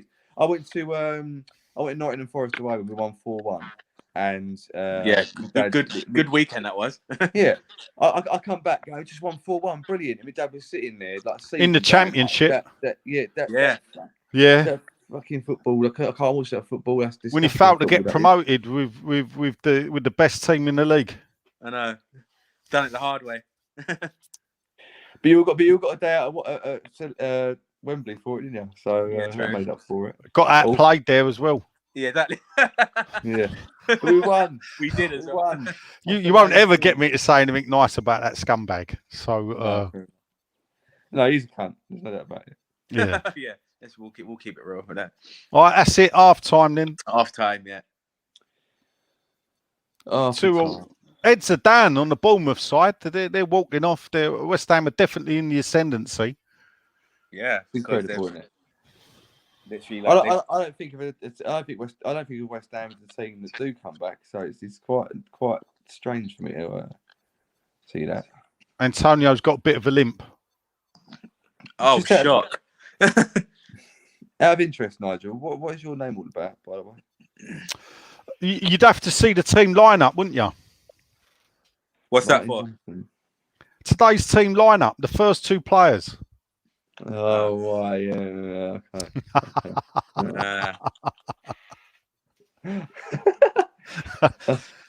Yeah, that's a bit of logic for you. Yeah. That's stretching. That's stretching. Well, look, you look at the team lineup. The first 2 names, Martin Johnson. If only Johnson Peters is his middle name. Could have. Well, yeah. Right, we're just having a look at the goals. So the first goal. Yeah, just yeah, blimey. Just yeah. Right. Just back. Yeah. Back in a minute, folks. Back in a bit. Okay. Yeah, that was the first goal. Yeah, and then here's the second one. Carbon copy. Yeah. Near enough. Told you, yeah. Half time. What do we think? Come down our right, didn't they? Not come down our left. Everybody, see, this is the thing. Everybody goes on about Creswell. Yeah, last week, Brentford's goal came down the right. So, yeah, as much as we want to like go like, are we? it's the defense as a whole, really, and the fullbacks it has been an issue. It's been an issue for so long, and that's where like goals have been coming from. But it's our defense as a whole. It's just, I just don't know. It's just like there's no cohesion whatsoever. Yeah. It just seems like one player's here, another player's dropped deep, another player's here, and like I said, it's like a zigzag. Like, it really is like a zigzag. Let's somehow look at the positives. What positives can we take from that? The Josh Cullen 2 assists, the Bowen 2 goals. Yeah, those are the only positives. You've been a bit harsh there. Those are the only positives there. Like, I know it's pre-season. We've not played great. Like, it's not been good, but we got 2 goals out of it. That's pretty much. I mean, the comeback from 2 down, very, un-West Ham like 2 goals in 2 minutes, un-West Ham like. There's a few other things to be pleased about. I suppose we as well. Go on then, Nigel. Yeah. Go on. Well, we could be getting our first bit of silverware, innit? I mean, if it goes to penalties, the only problem I'm worried about is that our goalkeepers, I don't know how good they are at penalties. I don't know, David Martin, I can't say that. My abiding memory of David Martin's playing for Millwall when he knocked him out the cup while he was in goal for him by dropping the ball in the back of the net. Oh, and he became a West Ham legend straight away there for me, and that's before I knew he was ever going to play for us. That was his dad was dropping him a little line to say, "Do us a favour, son." Yeah, but do these games really mean anything though? I mean, all they are is a test. I suppose we can look at and see how players are performing. If a lot of people say, "Oh, it don't matter," but look at Johnson. If Johnson's being torn apart by Bournemouth in this way, then perhaps it's a bit of a wake up. It's a bit of both, really. Yeah. It's a bit of both. It doesn't matter because the preseason's friendly, but at the same time, it matters because you got to think next week. Well, we got Newcastle next week, and where it's a league game where it's actually gonna matter. So you don't really want to like take that form into the Newcastle game at all. So you want to like really try and get some decent momentum in before you go into the Newcastle game. He says Fredericks is like a racehorse with blinkers, but the reason why racehorses wear blinkers is so they get tunnel vision and only see straight in front of them. So that cannot be a bad, sometimes if you want him to just stay there and get up and down, perhaps we should try a player with blinkers on. Yeah. But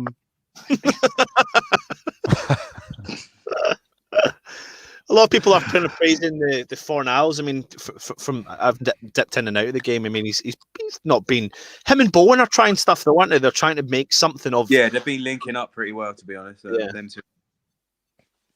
Are we expecting changes in the second half? Let's get the side up and have a look at the substitutions. Let's look at the side first, and then let's see. Put the starting 11 up. Yeah, let me try and find it. It makes my name look more sense. Well, we know Johnson's come off already, so I think they might take Antonio off because I know he's been limping at the moment. I don't know how serious it is, but I reckon they might take him off and be like, you know what, don't go on the second half. We don't want to risk you against like if you get injured and then we don't have you for Newcastle, So I could see Antonio coming off. So this, a mate who's obviously watching this stream has texted me to say that Johnson got took off as well to save him from getting a red card because he was steaming in. He was being skinned alive, but he was also flying in. Did he get a card for that tackle? Yeah, he did. But Yeah. but there was a few occasions that he made a tackle before where it could have been yellow, but so there was a few occasions where he has been flying in, got a bit too excited, and just literally just flown in, So, but at the same time, he didn't have the best of games. I'll be honest with you. I mean, second half, do you bring on Anderson? If I'm looking at the subs, the name that jumps out for me now is Anderson. We've got a dilemma because we bring him on? Hopefully he'll play well, and it might be twofold. Is one, it may think, well, it might be worth keeping him. He's probably got mental problems. He's probably got the Will he come out as a better player? Or two, he has a really good game and someone might offer to buy him. Because by sitting him on the bench and not playing him, we're losing out twofold. Yeah. We're losing out on his talent if he's in the right frame of mind. But if he's not in the right frame of mind and he can't get into our team, how the hell are we going to sell him to make something that called profit to enable us to invest more into the team? Because at the end of the day, if we sell him for something like, what did we pay for him? 35? 35, yeah, around that. So, as I say, we probably still owe 10 to 12 on him. Yeah. If we sell him for 20, that means there's only 8 million in the kitty. Yeah. so we're losing out. So, if I don't know. Last week I asked a question about whether you would go into the season without signings. Personally, I still think this team's good enough to stay up, but that's all it's good enough for, to finish between 12th and 17th. I don't see this team as a top going forward. That's a top 10 team. But even though, Nigel, like are you taking away Project Restart from the, I'm not getting carried away by that, but are you kind of, Project Restart, let's look at the facts. All right, so Project Restart, we still lost to Burnley. Yeah? If you look at the teams around us, we lost to Wolves, we lost to Burnley. We beat Norwich, who went down. We beat Watford, who went down. And we drew with Villa, who were lucky to stay up, thanks to the point against us. So, actually, when you take Project Restart, the performances were good, but they were good against the teams lower down. There were still teams that we should have took points against that we didn't. Yeah. So, and this is the thing, we keep looking top 10, top 10, top 10. We haven't even became a boring mid-table team yet. I know we've not become Brighton at the moment. No, yeah, it's like I don't know if we're still trying to run before we can jump. I get people get hung up on the next level, and for me, I get bored hearing the fans go on about next level. They haven't got the money for it. They never had the money for it. It don't surprise me we ain't got next level. Next level for West Ham is top 6, because throughout most of our history, we've spent bobbing outside the top 6. We're not the 18th most richest club in the world. What we are is a club that's 18th in the income table. The table is skewed with, that table says, how much income do you get? Well, we're 18th in it. The problem with that is, if you earn 150 million and spend 150 million, you got nothing. You got nothing. Yeah, and that's what that chart don't tell you. So fans grab onto things and go, "Oh, how can we be the 18th richest team?" The thing that makes me laugh about all those things that jumps out for me is when you look at every other club in that top 20 or top 30 of richest clubs. The only club to have never won a league title in their country, West Ham.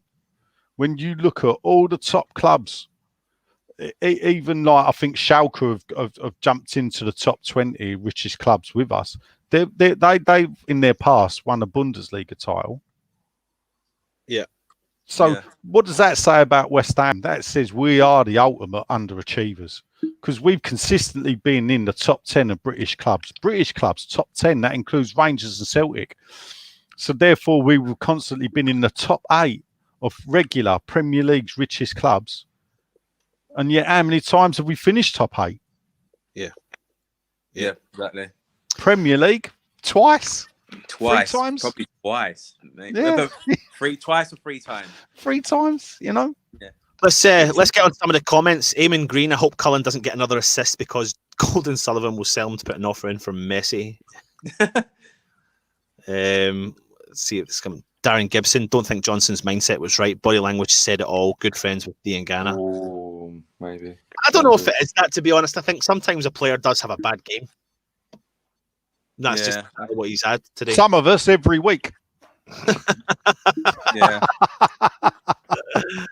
What's this here? Lincoln Harper, like Johnson, was on this way he was tearing about.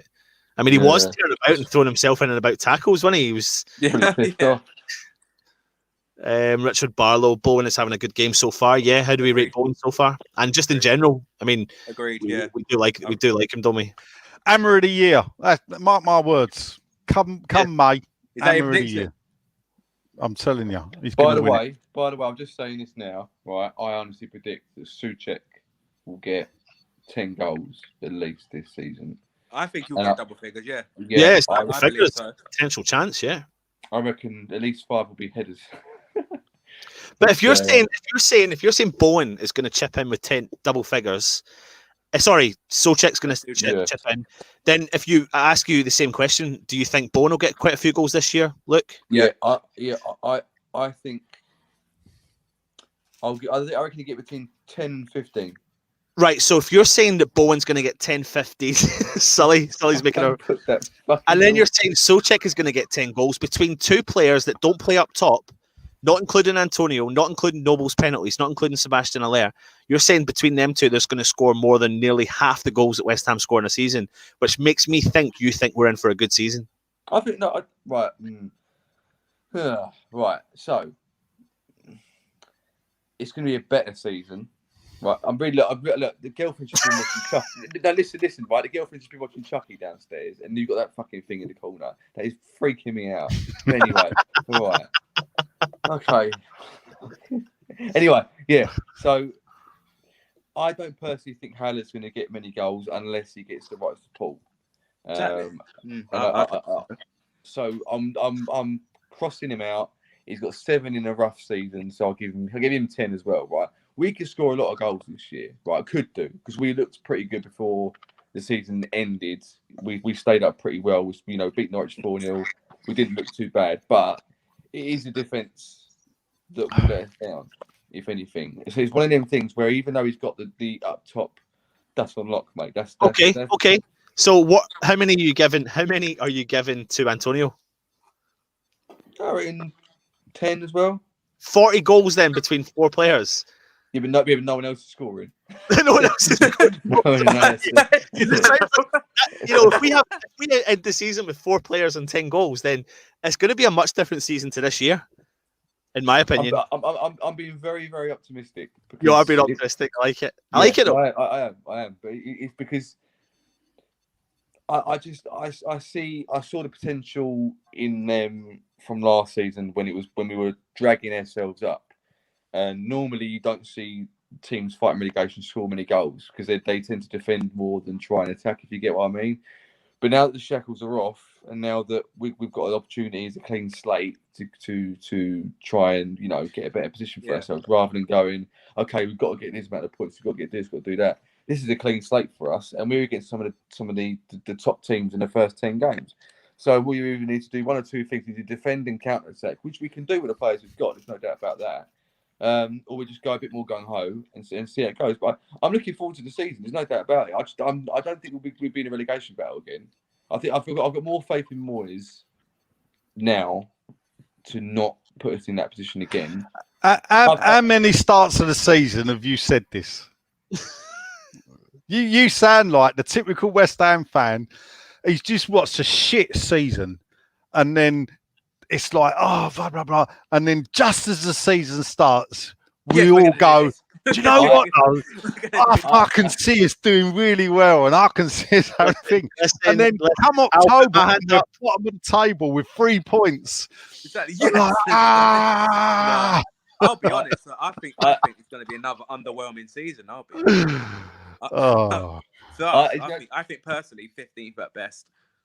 Like Yeah, that's yeah. that's underwhelming. The thing is, you got to look. I know like what Ant you said about like for 4 players getting like over 10 goals. We get the goals, but the problem is that we concede a lot. And the thing is, like Newcastle, they struggle to score and they finished above us. Brighton struggled to to get goals. They But finished look at the above us. fun you'll have from It's goals. like- Goals, Get the goals, fun, goals. we're all That's what we've done. We're going to have so much fun with all these goals. Yeah, let them score. Let them Exactly. score. You get But- 4, we'll get 3. But we'll have fun. I tell you. Exactly. But the thing is, like, we concede a lot. We'd have cheered 3 times. He wins 1-0. It's boring. Only one boring. goal. Oh, dear. We didn't concede any. Oh, who cares? Only saw 1 goal. That's what I'm saying. You know? You got teams that struggle to get goals that finished above us.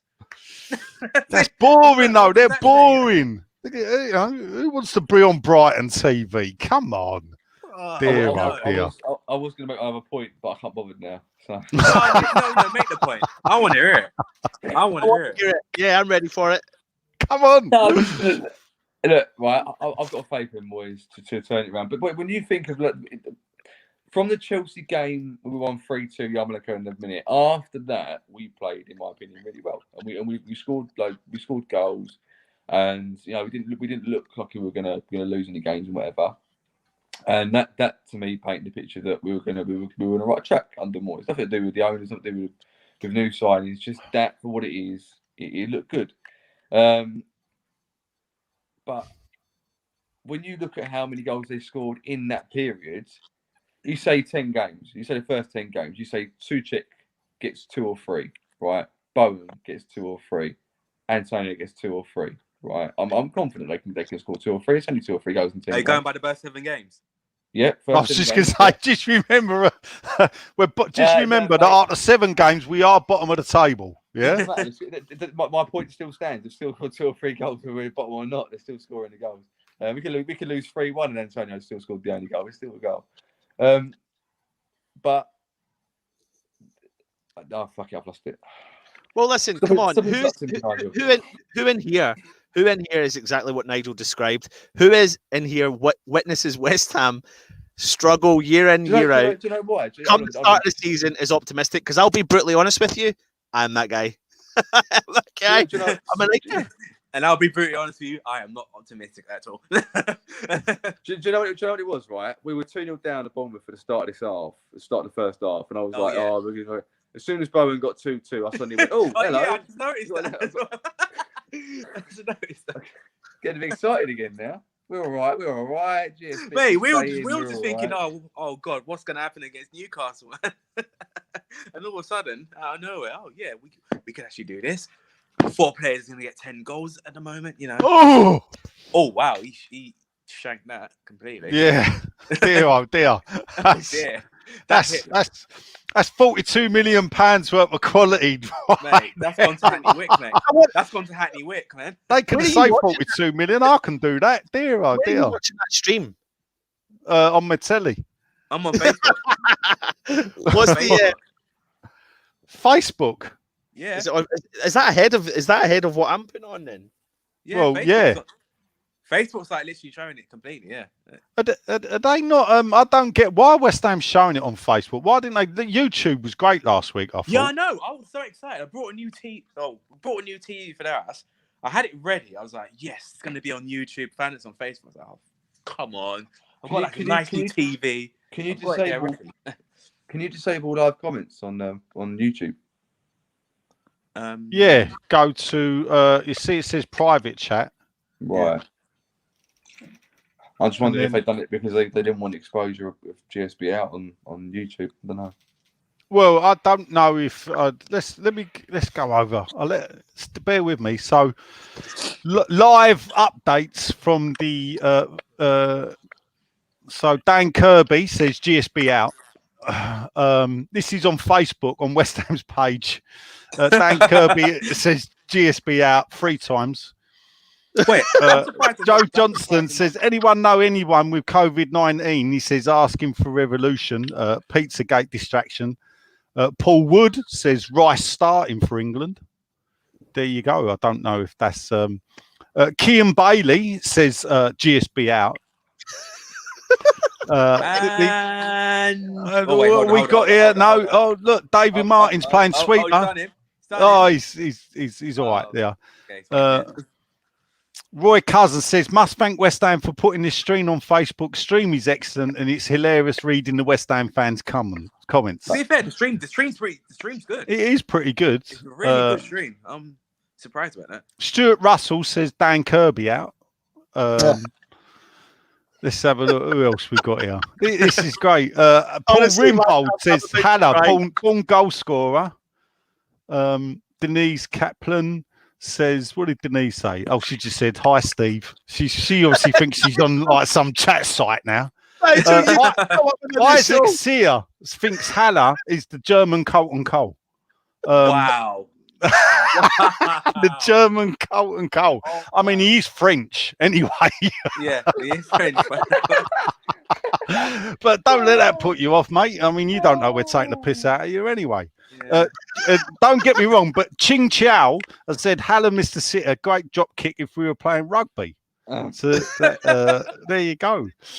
A few people now laughing, is he German? Carl Morgan pops up. Hello, Carl. GSB out, he says.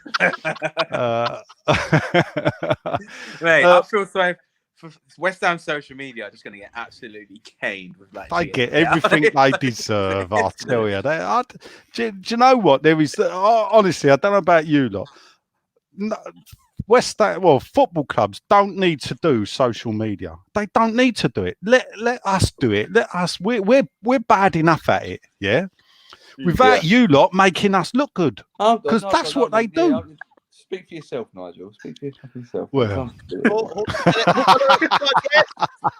guest. Hold on a minute. Live from the stadium. I was here. Russ. Oh shit. Yes, I'm trying to sit in Nigel's seat. Oh, hello. Oh, he is in my seat. Well, I sit about 2 rows further forward, Russ, to be fair. Oh, But, I thought it was 69. No. I've just had a shit on someone's seat instead. I thought it was yours. Yeah, not mine, mate. Yeah.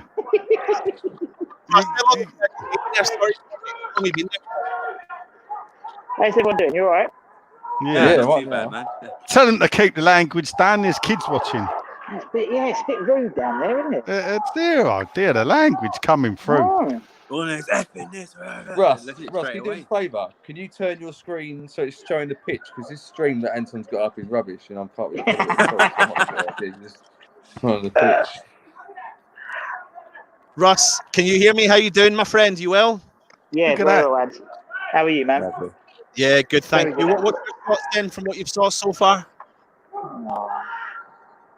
Half of 2 halves, wasn't it? Really? Yeah. So, but, I mean, yeah, it's all balls. We just look so rocky at the back today. Yeah. So rocky. Absolutely. Just a bit, yeah. And obviously just- they took. Okay. Isn't it?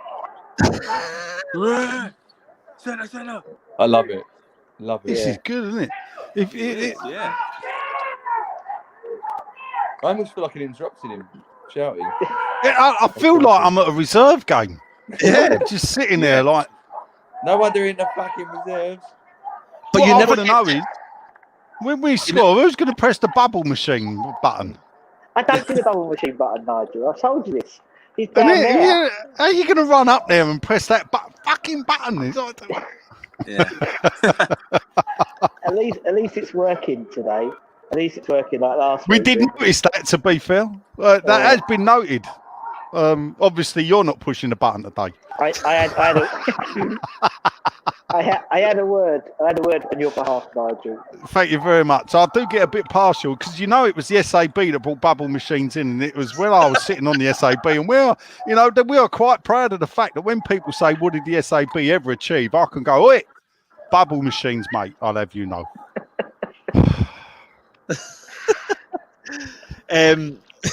Russ, you just missed a brand new show idea that Nigel came up with, and it's whilst watching a live game, he's going to comment on the Facebook comments that come in from West. Shall I go again?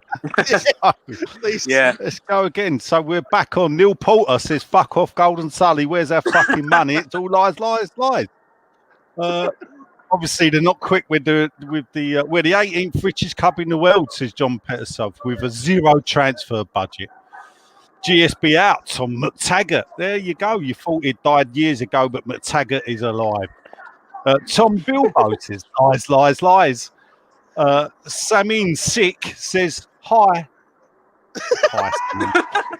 Martin Mustafa, he says, "Cullen's not good enough. The fact that he set up 2 goals, he's going to ignore. But Noble's legs are gone, people." Where do we go? William Duffy says, "Who do you support?" Don't know, mate. Tom Parker, GSB out. Didn't do the hashtag, though. No. I don't know. Paul Nuro's saying it keeps freezing. I don't know what side. Oh, Trevor Brookings there, people.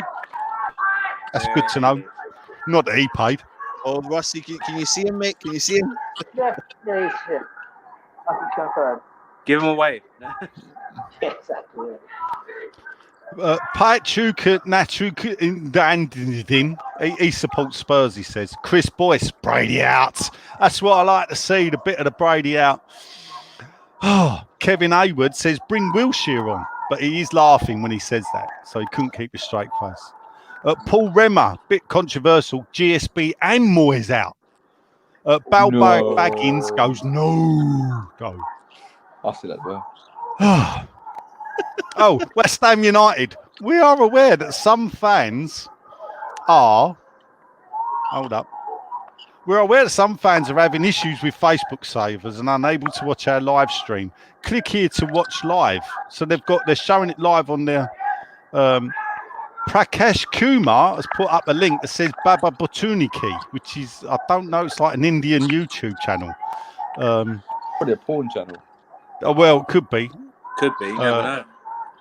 So Mike Penn says, Paul Wood says, "Watford 2, Spurs 0. Let's all laugh at Tottenham." There you go. Kevin Hayward, GSB out. He did that in reply to West Ham United. That was good of him. Yeah. Keep the consistency going, then. Laurie Smith says, "Haller looking really awkward. Does his eyes need tested?" Here's one for you. Rachel Langley, "My stream is superb and I'm in the middle of nowhere in Scotland." Obviously up the road to you there, Rachel. Do you know Rachel? My stream's awful from.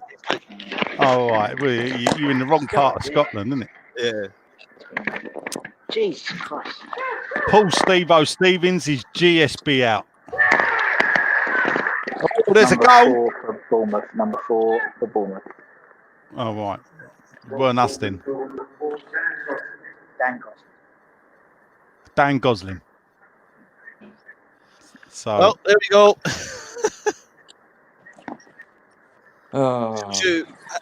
Oh, God, how far is that ahead? Because we're on the attack. Yeah.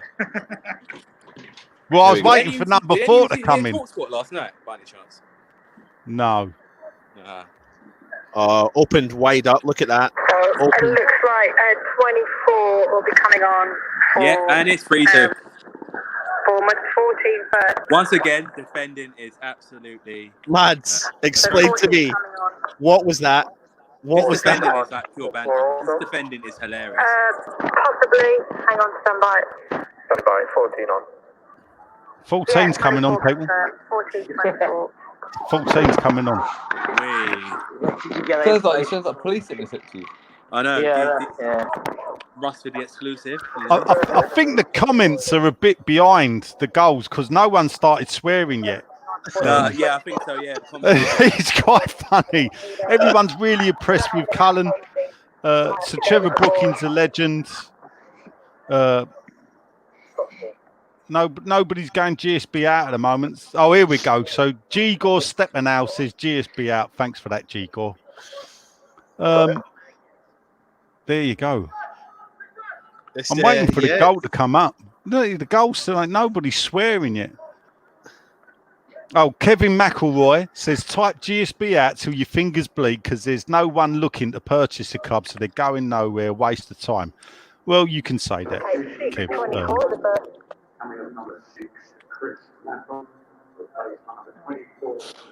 I mean, surely now it's time to see some changes. Yeah, there's literally 3 changes. Antonio, Is that- absolutely unbelievable. Antonio's got to be one of them, surely. Antonio's Antonio. holding his hip again. And we got 8:26 and 4 coming on. 8:26 and 4. Here we go. Balbuena, Masuaku, and who else? 8, 6 and 24, wasn't it? Who's 8? Isn't Balbuena number 4? Probably 4. Yeah. 26, is that not Masuaku? Possibly 19 to add that. Oh, that's for Bournemouth. Felipe Anderson. Anderson. Anderson's coming on, I think. I believe. And Wiltshire's going to come on as well. There'll be 4 of them coming on. All right. Wilshire's coming on. Yeah, Wilshire's coming on. Wilshire. That Wilshire guy asked him on Anderson. Facebook. I'm not that worried about getting the wrong screen if it's a massive headache. Antonio's like, if you're looking closely, Antonio's proper limping. Yeah, it's not good. Like Antonio's struggling really. He's struggled all day, I think, Antonio. It looks like he's been running in treacle all day. Absolutely, yeah. From what's like the first 10 minutes, probably. Yeah. First 10 minutes, I believe. And that's the problem with Antonio, man. That's like you get bursts of like brilliance with him, and then but We need like a left winger. That's what we need, like a young left winger to come on now. Be good. yeah, I know we need him. I know. Apparently, Is Jeremy Corbyn's son available? He's got to pay his fine, did he? Yeah. perfect. Oh, left hold wing. on a minute. Hold on a minute. I've got an idea. Why don't we try and target our number 1 target, Ebrici, Etsy? Oh no, sorry, he's gone. Why don't we just keep our youth prospect, Diangana? Oh no, we sold him. Oh wait. Why don't we go and try and find Ben Rama from Brentford? Oh no, we can't afford him. No, wait. Can't afford him. You're so negative. I You're know, so I know. negative. Dear, oh dear. God, do it every now and then. No, but to be honest, like, you know what's going to happen? We're going to end up with Ryan Fraser. Oh, for God's sake. Now, it will happen. Because apparently the Newcastle deal is not done yet. Ross, Ryan that's not Fraser. another, is it? Let's turn round. Another goal for Bournemouth. Oh, 4-2. No. Okay. Goals, people. That's what we want. I told you it'd finish 4-3, didn't I? Is it 15? I Christ, this think defense 15 scored for like- Bournemouth. I'm just going to look at the replay. 21-4. Oh, that This was a good goal. defending is like... Dear, oh dear. Liam Button has just asked a good question. Liam Button has just said, how much would we get for West Ham on eBay? I know that. You know what Oh, would be that? mate. I think it was 15. I couldn't see, to be honest. It right doesn't under turn David round. Mark. I'll tell you what. If I'd have conceded that on Wanstead Flats, everyone would have been looking at me. Mate, literally, I got a game tomorrow. If we can see the goal like that, I'll 16-19. Yeah. I, having conceded many a goal like that, I do know for sure that my mates would have been cursing me. yeah, 100%. If I defended like that, I'll get a ball again. I'll get absolutely caned. I take my earlier point back. Souček is not getting 10 goals this year. Bowen's not getting 10 goals this year. Antonio's getting 10 goals this year. And Haddo ain't Ah, look, 20 minutes ago, he was Mr. Positivity, sitting there at half time. And it's, we'll be all right. We're going to have 4 players. Negative as anything. Dear, oh dear. we were negative as heck. We were saying what's going to happen to Newcastle. Like, So Noble's coming off, and there's booing from the director's box apparently. But Yeah, it didn't turn round. it's Sullivan. Like he's booing from his seat. I think it's 15. Like, but the thing is, like, because he's so small, he can't like get above the seat. So. It could have been. you mean it's you can just see the top of his head. It's a bit like that then. Yeah, it's like this. Yeah. So People don't realise that this is actually life size. And So we've had Augie's off for Balbuena, Noble's off for Wilshire. Wilshire. Who came off for Anderson? Bowen. Bowen. Creswell off for Masuaku. Yeah. That's And there was yeah. was it another one? No, it's 4. You said 4 players, yeah. I don't know about anyone else, right? But does anyone else get a David Brent vibe from David Sullivan? What's that? Does anyone else get a David Brent vibe from David Sullivan when he talks? Lift it up a little bit, going a little bit like tombstone. I try not to listen to Vibe him. I get from him. Yeah. It's more, Russ, more what's black. what's the situation like where you were at then? So do you all kind of work together to get the goal scorers in place so they can update the social media? I see you've got the walkie-talkie there. So is it just all keeping in communication and letting each other know what's happening, or? No, it's just so that it's just for the Martin, for the announcer, not the social media guys. So I've got obviously a monitor here, so I can see the replays. So I sort of keep an eye on the replays and tell Martin, so because it's easier obviously, because sometimes when you're pitch side, it's really hard to see things, isn't it? There's like a melee in the goal. Obviously, we get the opportunity to do the replays and stuff. So so I'm sort of keeping an eye on that at the same time. But yeah. Sorry, the club are reporting that Anderson came on for Antonio. Yeah, I could see. And I've sent you a pic. I've sent you a picture. You got to put it up. Right, let's have a look. Boy, do you reckon Antonio will play next week? You never sent the picture. I did. I sent it to you. I've not got the picture. You said put that pic up, but no picture. Oh, hold up. Oh. Send again. Hold up. Here we go. I didn't notice it gone through. It's coming through. There you go. You got it. Are you sure? Put it up, mate. 1 sec. Right. Okay. Hold on a minute.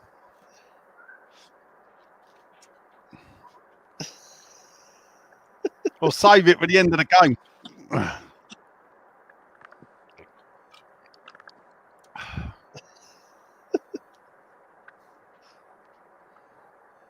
So, while I'm putting this up, what do we think so far? We've got 25 minutes to play. Russ, you've seen Cullen come on. I mean, apart from his 2 assists, has he done much else? No, I mean it's just not. It's sort of it hasn't. It's been a bit of a nothing game, isn't it? To be perfectly honest. We've lost you there, Russ. You got your microphone, or sorry, mate? No, I heard him. He said it's a bit of a nothing game. He said. All right, sorry. Yeah, just like Anyone who think it's a pre-season friendly? it's still the Betway Cup. You know, you tried so well to get through to the final, and then to lose the final. I blame Betway ever since they've bleeding at it. I tell you, we've been useless in it. We need to get a new sponsor. Jeez. Yeah, stupid Betway. But by the way, if anyone's watching this stream and sees a donate button now in the top right hand corner, that's nothing to do with us. Can't see a shirt over You're yet. not donating to us, but yeah. If you want to donate to us, then feel free. I'm sure Adam will get a link. You know what's happened? Someone's going to be clicking it and be like, oh, wait, I want to donate. So not realising. Oh my life! Oh dear, wow. oh dear! Oh my. Facebook live feed as well. I might get that up. Oh my God! I tell you what, right? There goes that 5-4 score line. Oh, Wow. I'm lost for words at this point. Oh, guys. Oh my. That was a good goal, though, to be fair. Okay. Are you ready for the social media storm that's about to happen after this game? But he had so much space there. So much time. There's no one. There's not a single person tracking him Not a down. single one closed it how down. many? Have a look. How many? 1, 2, 3, 4, 5, 6, 7, 8. There was about 9 West Ham players in the box. Yeah. No And not one of them closed him down. Not one. Oh, how has he found that so much space at the edge of the 18-yard box? He's had time to look up. He's had time to place that ball in the top corner. I mean, We still got 20 minutes plus. don't sis, don't. Oh, Lord of mercy. Right, Nigel, ready? Yeah, should we get it up? Because it's 5-2 down. I think we need to Do it. Look at that!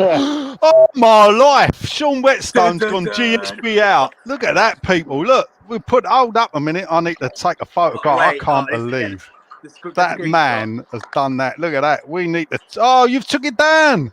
Put I've it got back the up. screenshot. Don't worry, I've got it. Here we go. Bang. Photograph. First thing is I send it to him. Second thing is I tweet it out. There we go. There. Oh, I've my got it. life. There you go, people. The worm has turned. Yeah. Wow. Wow. What? Well, Sean. Oh, I thought you were You talking never about thought of that, man.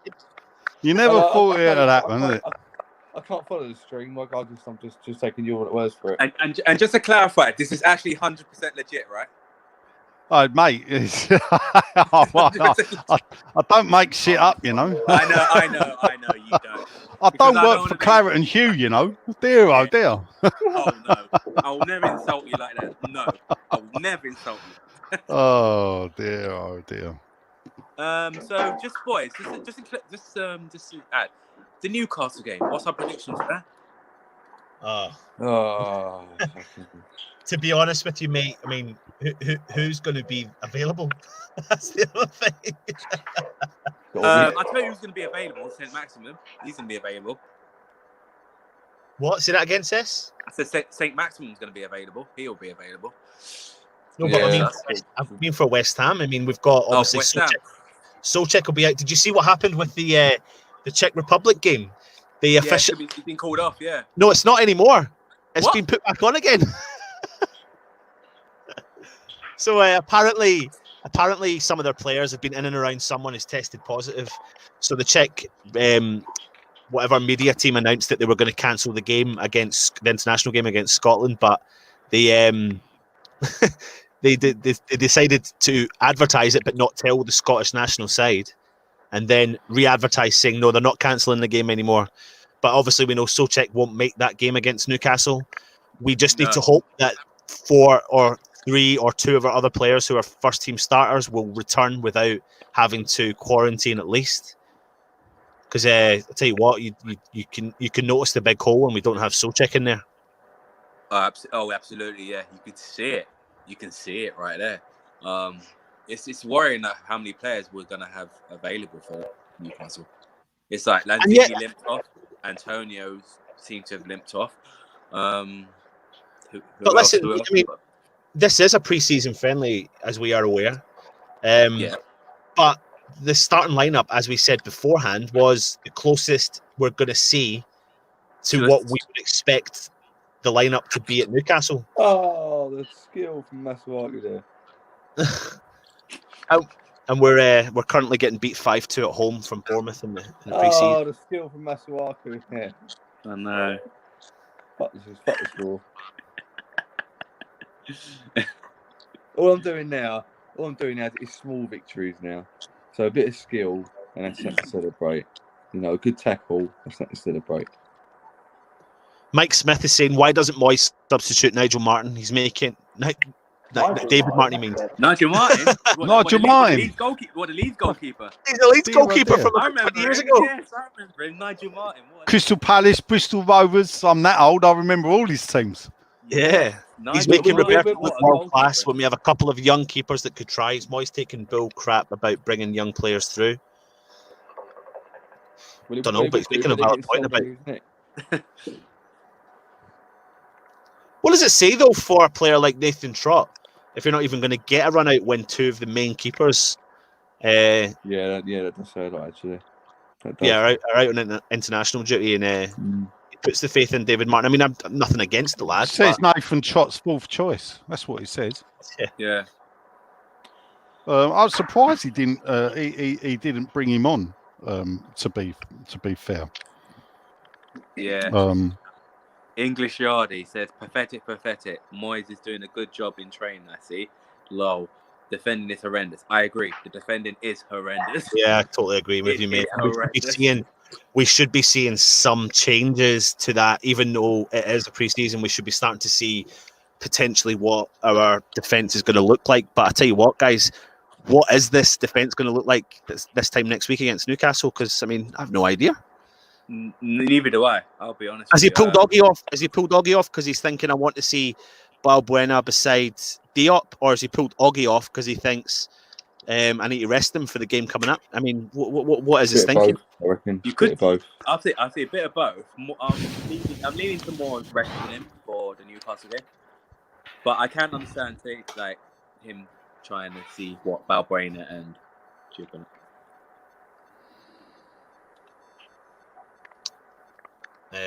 Let's see what the other. We've got nothing, have we? We've got nothing. No. Someone says here, George Jackson is Haller playing? Yes, mate. Yeah, he is. The French one is the German one, isn't it?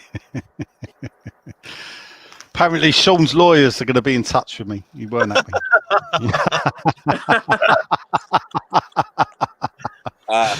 Oh dear. Trevor Goss, my gran would be more effective in the defence, and she was cremated 20 years ago. Oh dear! I'll tell you, all this talk about players being pulled up. I'll tell you what, at least they're getting a bit of action because there's not a lot happening at the moment for us. not at all. Gaz, how you doing, my friend? Hope you're well, mate. English Yardy, what are you saying? Haller game eroded since he's been at this club, as quite a lot of other players have been kind of known to. But is it the club or is it the player? Is it the player that can only play one way? Or is it the club hasn't changed the way it plays to fit in with him? It's an horses for courses thing. That's what I'm saying. You know what? It's got to be. It's got to be that we sign these players. Well, taking away Bowen and Souček from the equation, the players that have been brought in before in the past have just been signatures to appease people, maybe. Yeah, I think I reckon like that. We're just buying players that's not really like fitting the way our system is, really. We're just buying them just for the sake of it, really. And this is the thing that we've said time and time again. You got to remember that he was bought by Pellegrini, who plays a different way to Moyes. Yeah, and where one of the biggest failings of Golden Sullivan for me has been the fact that from every manager, from Zola to Grant, from Grant to Allardyce, from Allardyce to Bilic, from Bilic to Pellegrini, Moyes to Pellegrini, and back to Moyes again. It's always a flip and a flop to the style of football. So you're always left with the type of footballers that are different to the way the new manager plays. Yeah. Exactly. And that's why it comes to, and we don't know our philosophy. What's our philosophy? Well, they haven't got one. I mean, there you go. Moyes was here when he signed Hugo. He left. He wasn't favoured. He was sent out on loan. Moyes came back, and Moyes or the board sold Hugo. Either way, it's just like you said. There's not enough time for a manager to come in and really get their feet underneath the carpet and really give it a go at this club. But and then you feel like go for it. The problem that you got is that when you look, that they press the panic button. Yeah. So, but what happened is I think the first manager they appoint, Avram Grant, they didn't hit the panic button. Yeah. And then they go down. And then that then has affected, because if you look at Birmingham City, I think they only appointed 4 managers in 17 years. That's it. Yeah. So they never pressed the panic button. Even when they were relegated, they would give a manager the chance to bring that team back up. Here, I think the Avram Grant thing, early doors, they didn't hit the panic button. They got slaughtered and crucified for it. So now, sometimes they press the panic button too early. And I know it's contentious because the only reason they press the panic button is because the fans are screaming for it. Believe it or not, I think sometimes a lot of their decisions, they are reacting to the way the fan base is behaving. And a lot of us don't know jack shit, to be fair. Well, yeah. Yeah. If we don't know jack shit, but then they don't know jack shit neither, and it's just like, well, yeah, that's the thing. Who's the stupid person? Yeah, us for being stupid, or them for listening to the stupid people? Yeah, because I think they're more stupid. To be fair, for doing that. I can back you up on that. Yeah, they are stupid. Oh dear! So check in on the comment section now. Now we've gone down. Comment time, this comment sign. Well, listen. Before you do it, mate. pre-season under Avram Grant, we won every single game. We followed that following season and got relegated. So if there's any positives to take from this, is this pre-season game we're about to lose in may stop that kind of, feeling that we get excited and then we get relegated. So there's maybe a sign there. By the way, it's great that Nigel's checking these Facebook comments, but we've got comments of our own on this YouTube video. I don't think we're checking all them. Yeah, no, I've been chucking them in. Yeah, no, he's been we've been reading it. Oh. Yeah. Would you want to read some? Yeah, get Nigel to go through that first. We'll come on to ours. Go for it, Nigel. Yeah. Right, here we go. So we'll start off with Roy Spendrift Circus GSB out. You got to remember, this is on West Ham's own page. Yeah. Ben Cullen, League One teams are better than West Ham teams today. There's a lot of positivity here. Alan Goulding says quite clearly we're relegated before we start the season. As Steve Smith says, are Bournemouth bringing their first team on now? Oh my God. Paul Stevens says, I thought the cricket was at the Oval, obviously going on the scoreline. Paul Ribbold says, on the bright side, maybe the players realise if they play well, then they will get sold. Well, they're not doing a good job then, are they? Really, frankly. Ching Chow is back again. He says, it's easy to say, well, not your name, son, but anyway, it's easy to say we don't have some players today. But the same could be said for Bournemouth. If anything, they miss more key players than us, and they're leading 5-2. Chris Andrews and Rebecca Bartlett go with the favourite, GSB out. Though they did it separately, and Rebecca shouted it in capitals, so she's really upset. Soccer Singh Digpal just switched the game back on 5-2. What the fuck? He says we can't even beat Bournemouth, who's left out most of their Premier League players. Lee Swanton, he says, what a joke the shape is. Percy P says we want 6 though. Andy Keats is back with GSB out. Paul Wood has put Nolan and Pearce coming on. Wouldn't do no wrong, would they? They'd probably do all right. Let's look at this because Steve Titmus, Abby's brother, says, I've heard there's no cup to hand out as GSB realised it was another asset for them to sell. Well, to be fair, it was probably the only trophy we had at the bowling that they never sold because they sold all the other ones off in the auction. Ross, that's not another goal, is it, mate? Nah, subs. No. Oh, subs. Smuggy and Silver.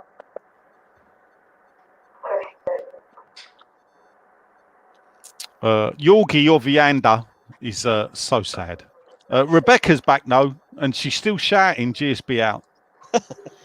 Keith Wright, he's obviously a fan because he thinks Haller's worse than Zaza. Joe West says bring back Slaven, which I don't think Grady would quite like that, bearing in mind. Richard Offord's here. He's gone GSB out. Terry Marrison's got an idea. I think he's a football coach. He's going, come on, West Ham, get the ball. It's that round thing. And generally, obviously, Phil Curley's more intelligent because he's got well-played Boscombe. And if you know your history, Bournemouth used to be known as Boscombe and Bournemouth up until the 1930s, I believe. Really? I think we'll leave it there. Yeah, definitely. Let's go on to our comments then. Gaz from AHTV, American Hammers TV. Yeah, imagine what good Premier League teams are going to do to us. I don't want to imagine. Defensively, American Hammers TV. Look. Yeah, there you go. Yeah. In my shed. Nice little that. Nice little that, isn't it? Yeah. Nice little that. Then. Shall I put it on Dave? Does he look better now? He does. Victor Hen, who would you want to join us? I mean, what one player out there do you want to join us that's realistic for us? Oh, realistic. Because if West Ham ever do realistic, we can't even get to Russ. It's sort of realistic. Goal 5-3. Yay! Anderson, the header.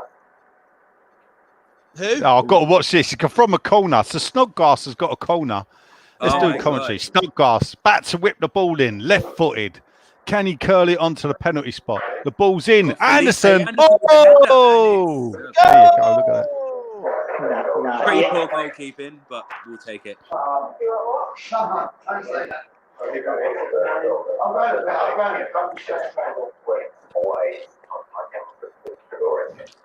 To be fair, I don't remember when Snoddy came on. Good goal though.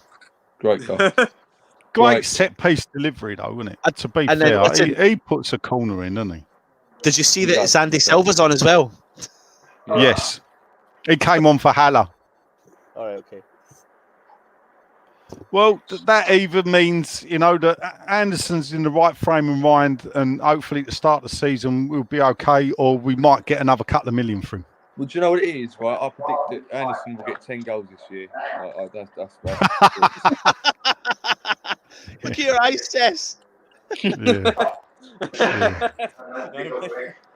So that's 5 players you predicted to get 10 goals. And I'll predict more if we get 4-4 or 5-4 out of this. 5 minutes to go. West Ham 3, Well, Bournemouth Robert 5. Elliott Robert said, Elliott, yeah, we're not going to beat Newcastle United if this is anything to go by. Yeah. Yeah, don't go on this because you don't have 10 substitutions in a game anyway. So, Exactly. but listen, if we can get, we wouldn't need 2 more goals in a couple of minutes. We could even drag it out of the penalties. But knowing West Ham, we're the type of team to get it the penalties and then lose it. Yeah. But I said to you, lads, isn't it? Goals are fun, isn't it? We're having fun, aren't we? Come on, 5-3. There, I don't know why people doom and gloom. 6-3. No. So no, it's not. No. Oh, I've just lost the comments. I was getting more of them up. Where are they gone? It said yes, you Reds. One of them just popped up out of nowhere. Oh, That's like you've got a colourblind fan here. Yeah. But yeah, this defending is slightly worrying. here we are. We've got Ginger Here Andy we Carroll. go, Ginger Carroll. I know him. Good This is old- down to the board. Everything they do is having negative impact. It's clear to see now on the pitch. GSB out. That's right, Kurt. You tell him. You let him know, Kurt. Alfie, absolutely disgusting this performance. We beat these 4-0 last season. When skies are grey, we're going to win 6-5. Go on, win Skies. Goals. And what's this? Antonio's.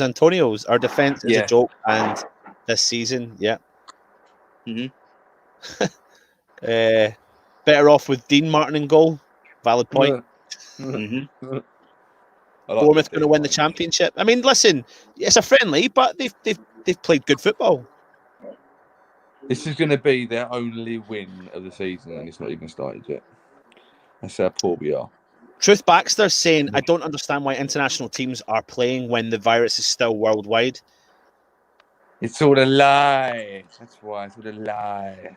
What is the situation with that, though? Like, travelling all over the shop? Like, are some of the teams travel to areas where they have to come back and do a quarantine? No, I think it's just... It depends what country it is, really. Because I know Yeah. Portugal don't have the quarantine. I know that. Well, it depends, innit? I mean, Scotland, mate. Everyone's got a quarantine, haven't they? So, I thought Yeah. so, If you live in Scotland and Wales and you travel from Portugal, you have to do your 2 weeks quarantine. But if you live in England and Northern Ireland, you don't. So what that means is you fly to England and then drive over the border. yeah. I mean, I saw something the other day where they said that if the SNP could get the English to vote for Scottish independence, they'll walk it. Yeah. 'Cause Yeah. we'd all be voting Scottish. Do you want Scottish independent? Yeah, go on, you have. Yeah, go on, get rid of them. Get rid of that lot. Oh dear. It's the thing is stupid though. Like there'd be so many players out there. I mean, how many are going to come back and potentially contract the virus? And due to the new rules, have got to do 2 weeks of their quarantine. Yeah, it's ridiculous. Souček's not directly got it, but he's been in direct contact with someone who does. So he's got to do his 2 weeks quarantine. I mean, he's not going to be the only player that's going to have to do that, is he? Oh God. Well, No, that's the thing. Not the Czechs. I don't think there's quite a few. Yeah. Yeah, I think he'll be the only one. I think he's be the only one that's got quarantine really because he's gone into contact with someone. But I don't know. It just seems like it changes as the weeks go by. So you really don't know what the fuck's on now. Guys, what we are going to get though is an exclusive because what you're going to do is going to hear Bubbles played at full time. Yes. No, you will not. Is that because it's a depressing result? Don't win. Okay, great. Mate, Bournemouth are going to be smacking out the champagne because they won the Betway Cup. Yeah. Pete Chapman said it's good to see pre-season training is going well. I suppose it could be worse, maybe. I think you should put Billy Clark's comment up. How far is that down? It's at the bottom. Let's have a look. My words, there's like, where is he? This is like, this is like watching Scotland. Well, listen, Billy, I'd like to get you right up to the news. I don't follow Scottish football, and I don't follow Scotland as a national side either. I'm an outcast in Scotland. Imagine it. That'd be a great chant, though, wouldn't it? If West Ham fans could start singing it, you know, all these people. It's just like watching Brazil, and we started singing. It's just like watching Scotland. It's just like You could belt that out with pride, couldn't you, Ant? You could, yeah. You know I said great. Imagine that. What's this here? Hearing down the pub and suddenly just going, I'm not Scottish, honestly. I'm English through and through. No idea. English through and through, me. Ratch, Rudland, I love you guys. Thank you. 3 minutes added on time. Love you too. Oh dear, the referee's got a sense of humour, I see. Yeah. Brett Poole, the 18 million Grady money isn't going to be anywhere near enough to sort the shambles out. Totally agree. That's a sad. That's a sad thing. Fact that we've got 18 million, and you try and get a defender for 18 million. Well, someone here, listen. James comes up with a good suggestion. Why don't we go and sign Grady from West Brom for 40 million? Yeah. He's not worth it.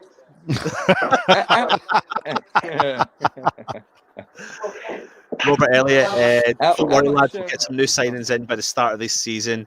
You just wait and see. GSB will come up troughs. I don't think so. Trumps, I think he means. Yeah. How much did Sionchu cost Leicester? It was just under 20 million or something, really. Yeah, he was a good signing. Because they got him and he wasn't starting. Gary Page, another cup win. We don't win. Yeah. What's this one here? Kevin, been watching you on YouTube and commenting on West Ham United Facebook page. Thanks for reading my comments. Was more entertaining than the game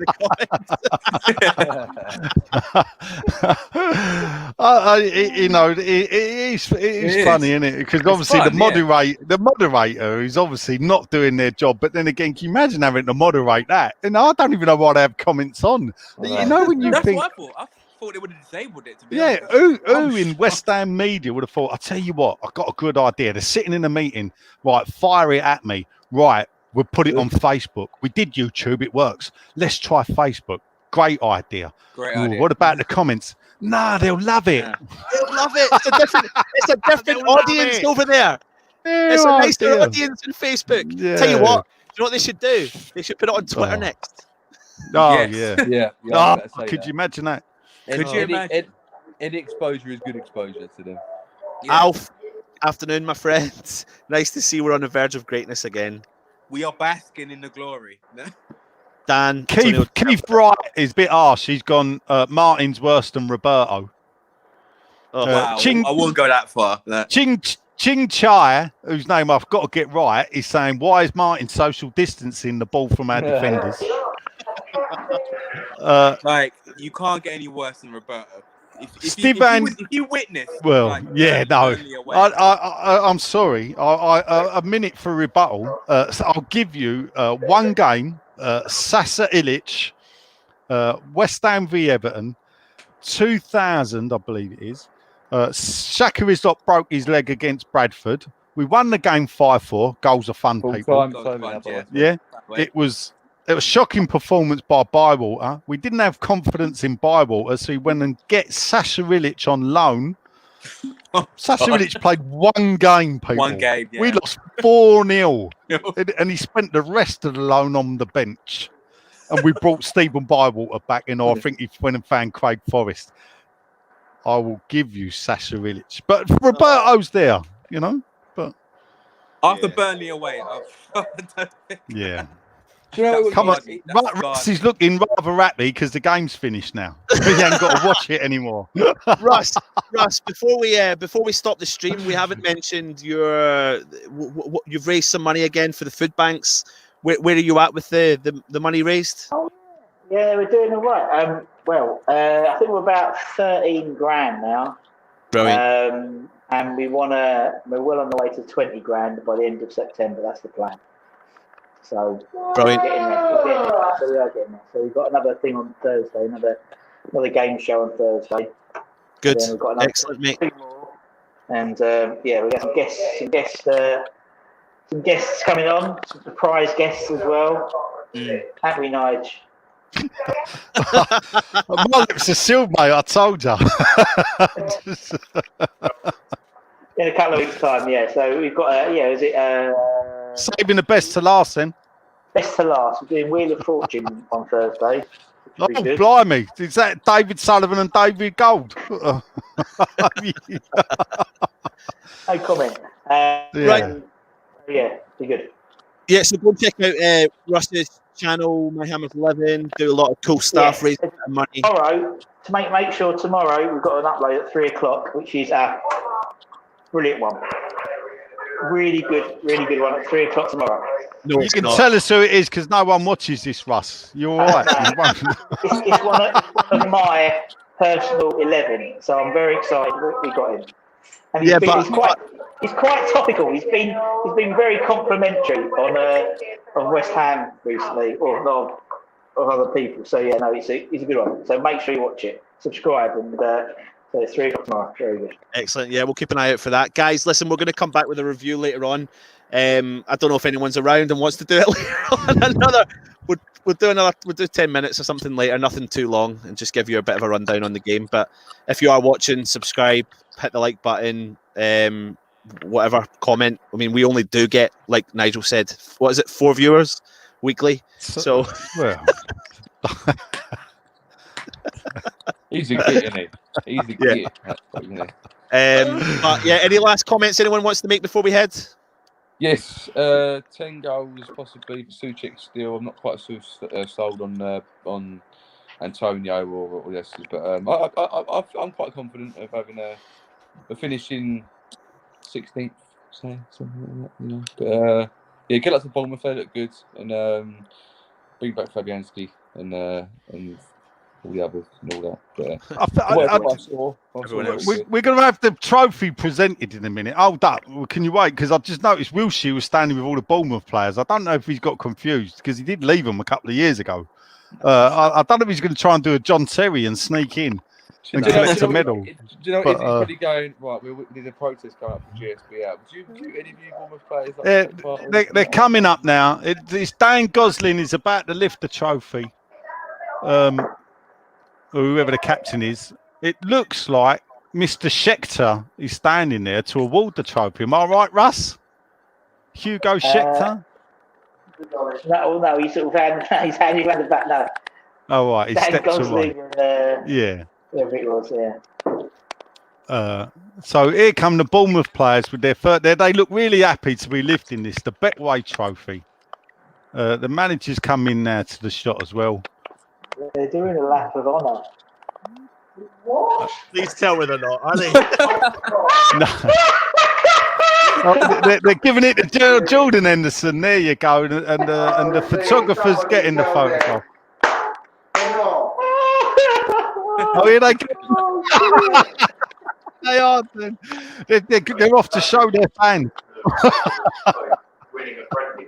Well, they're going to the away fans. They're going to the away end to celebrate with the fans. You're going to be living with the Jurgen Klopp all hold hands and just literally go, way.